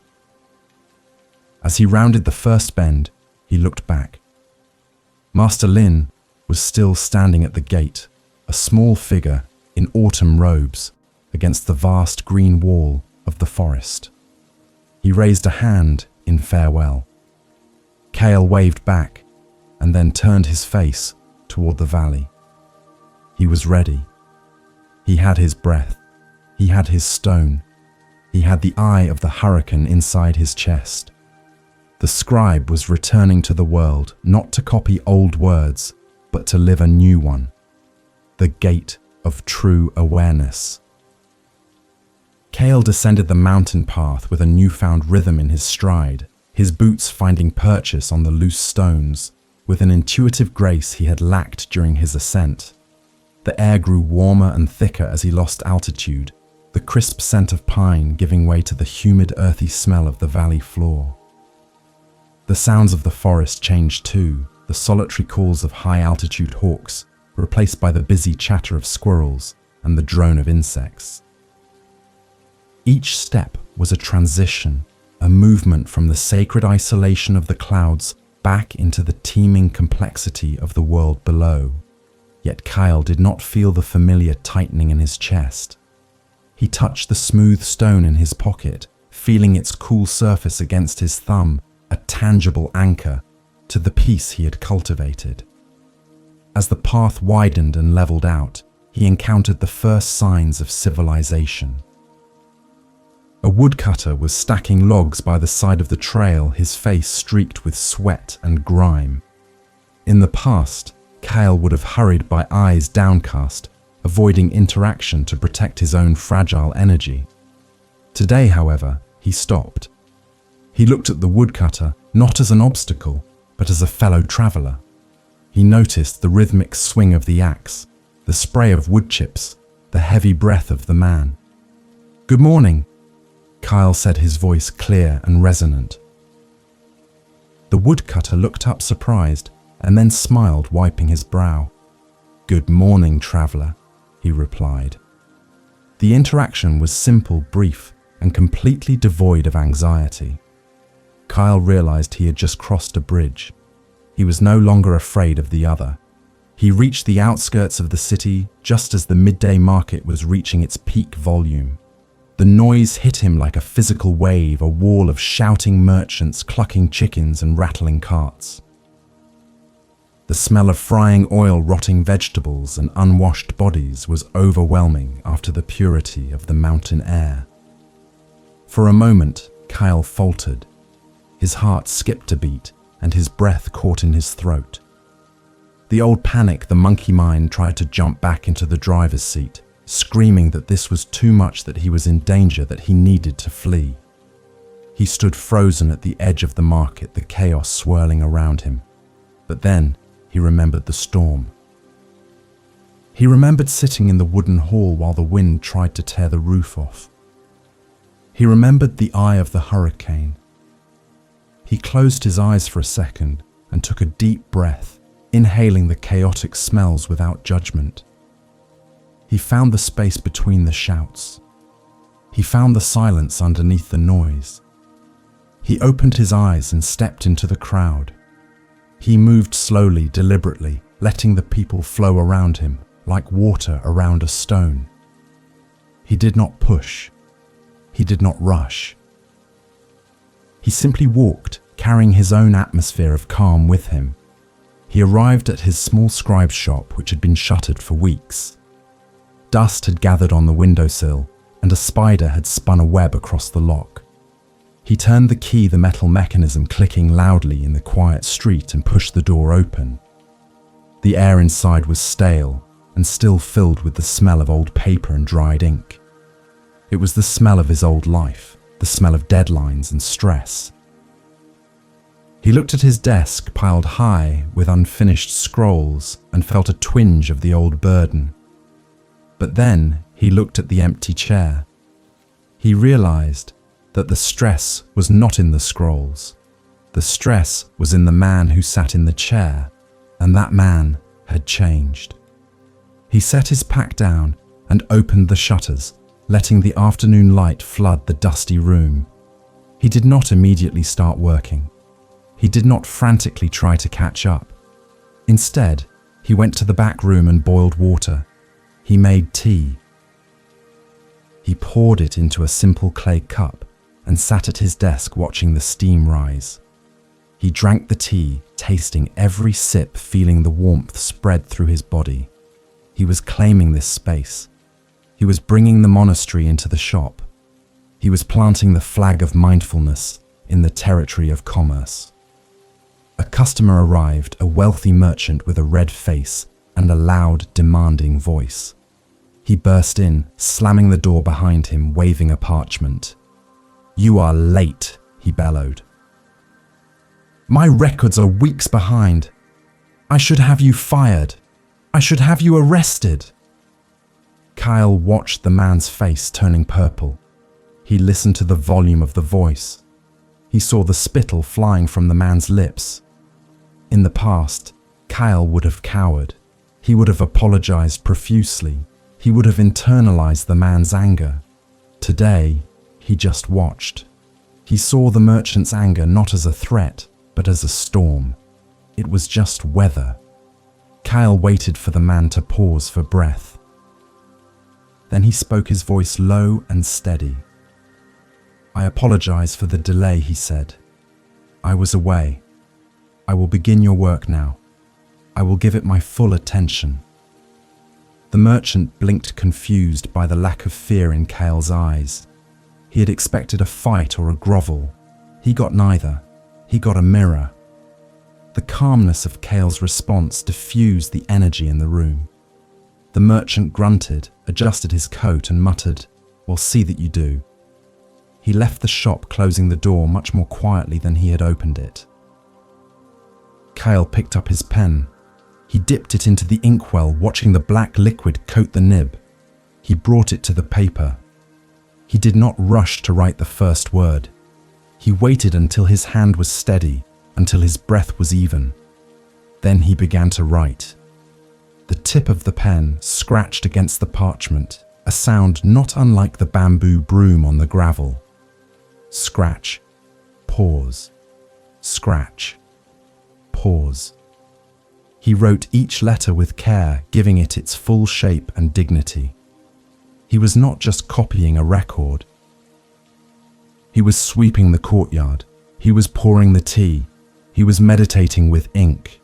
The hours passed and Kyle worked. He worked harder than he ever had before, but he was less tired. He didn't waste energy on worry. He didn't waste energy on resentment. He just wrote. By the time the sun set, he had finished a pile of scrolls that would have normally taken him 3 days. He looked at his work. The handwriting was different. It was cleaner, bolder, more spacious. The letters had room to breathe. He smiled, realizing that Master Lin was right. The practice was not about leaving the world. It was about touching the world with a different hand. He cleaned his pen, put the cap on the inkwell, and sat in the twilight, listening to the silence of the shop. He was home. The journey of Kyle the scribe and Master Lin has come to a close, but the path they walked is one that remains open to us all. We have travelled from the mist-shrouded peaks of the Whispering Bamboo Monastery down to the dusty streets of the city, witnessing the transformation of a mind from chaos to clarity. We have learned that true concentration is not a furrowed brow or a clenched fist, but a gentle returning, a persistent softness that welcomes the present moment again and again. Like kale, we have discovered that we do not need to escape our lives to find peace. We only need to change the way we inhabit them. The eye of the hurricane is available to you right now wherever you are amidst whatever storm you are facing. As you lie there in the comfort of your bed, allow the lessons of the mountain to settle into your bones. Feel the weight of your body sinking into the mattress, just as the sediment settled in the glass jar. Let your thoughts drift like the autumn leaves on the surface of the garden pond, creating ripples that fade into stillness. You do not need to push them away, nor do you need to follow them. Simply let them be. You are the deep water beneath the surface, dark, silent, and undisturbed by the activity above. The breath is your anchor, rising and falling like the gentle tides of an inner ocean, rocking you towards sleep. Remember the lesson of the bamboo, flexible and resilient, bending under the weight of the snow, but always snapping back to center. Your mind has this same resilience. No matter how far you drift, no matter how distracted or anxious you become, the moment you notice it, you have already returned. That moment of noticing is the victory. It is the golden light of the candle in the dark room. Trust in your own capacity for awareness. You carry the stone in your pocket. You carry the silence in your heart. You are the mountain and you are the sky. Now, as the story fades into the echo of memory, let go of the words and hold only the feeling. The feeling of the cold mountain air, the warmth of the tea, the sound of the rain, and the vast, spacious silence between the notes of the flute. Let this silence expand, filling your room, filling your mind, and wrapping you in a cocoon of safety and rest. There is nothing more to do. There is nothing more to learn. The scroll is written. The ink is dry. The work is done. If you have found value in this journey, if you have felt the quiet touch of the bamboo forest, we invite you once again to subscribe to this channel. By joining us, you ensure that this sanctuary is always here for you, a digital monastery you can visit whenever the noise of the world becomes too loud. Your support helps us build more bridges to peace, more stories of wisdom to guide you into the night. Click the subscribe button now and make a vow to your own well-being. Sleep now, traveler. The gate is closed, the lamps are extinguished, and the watchman has gone to rest. The valley is asleep, and the stars are watching over you. Breathe in the peace of the mountain. Breathe out the dust of the day. Drift away into the healing darkness where dreams are born and where the soul is renewed. You are safe. You are whole. You are at peace. Good night.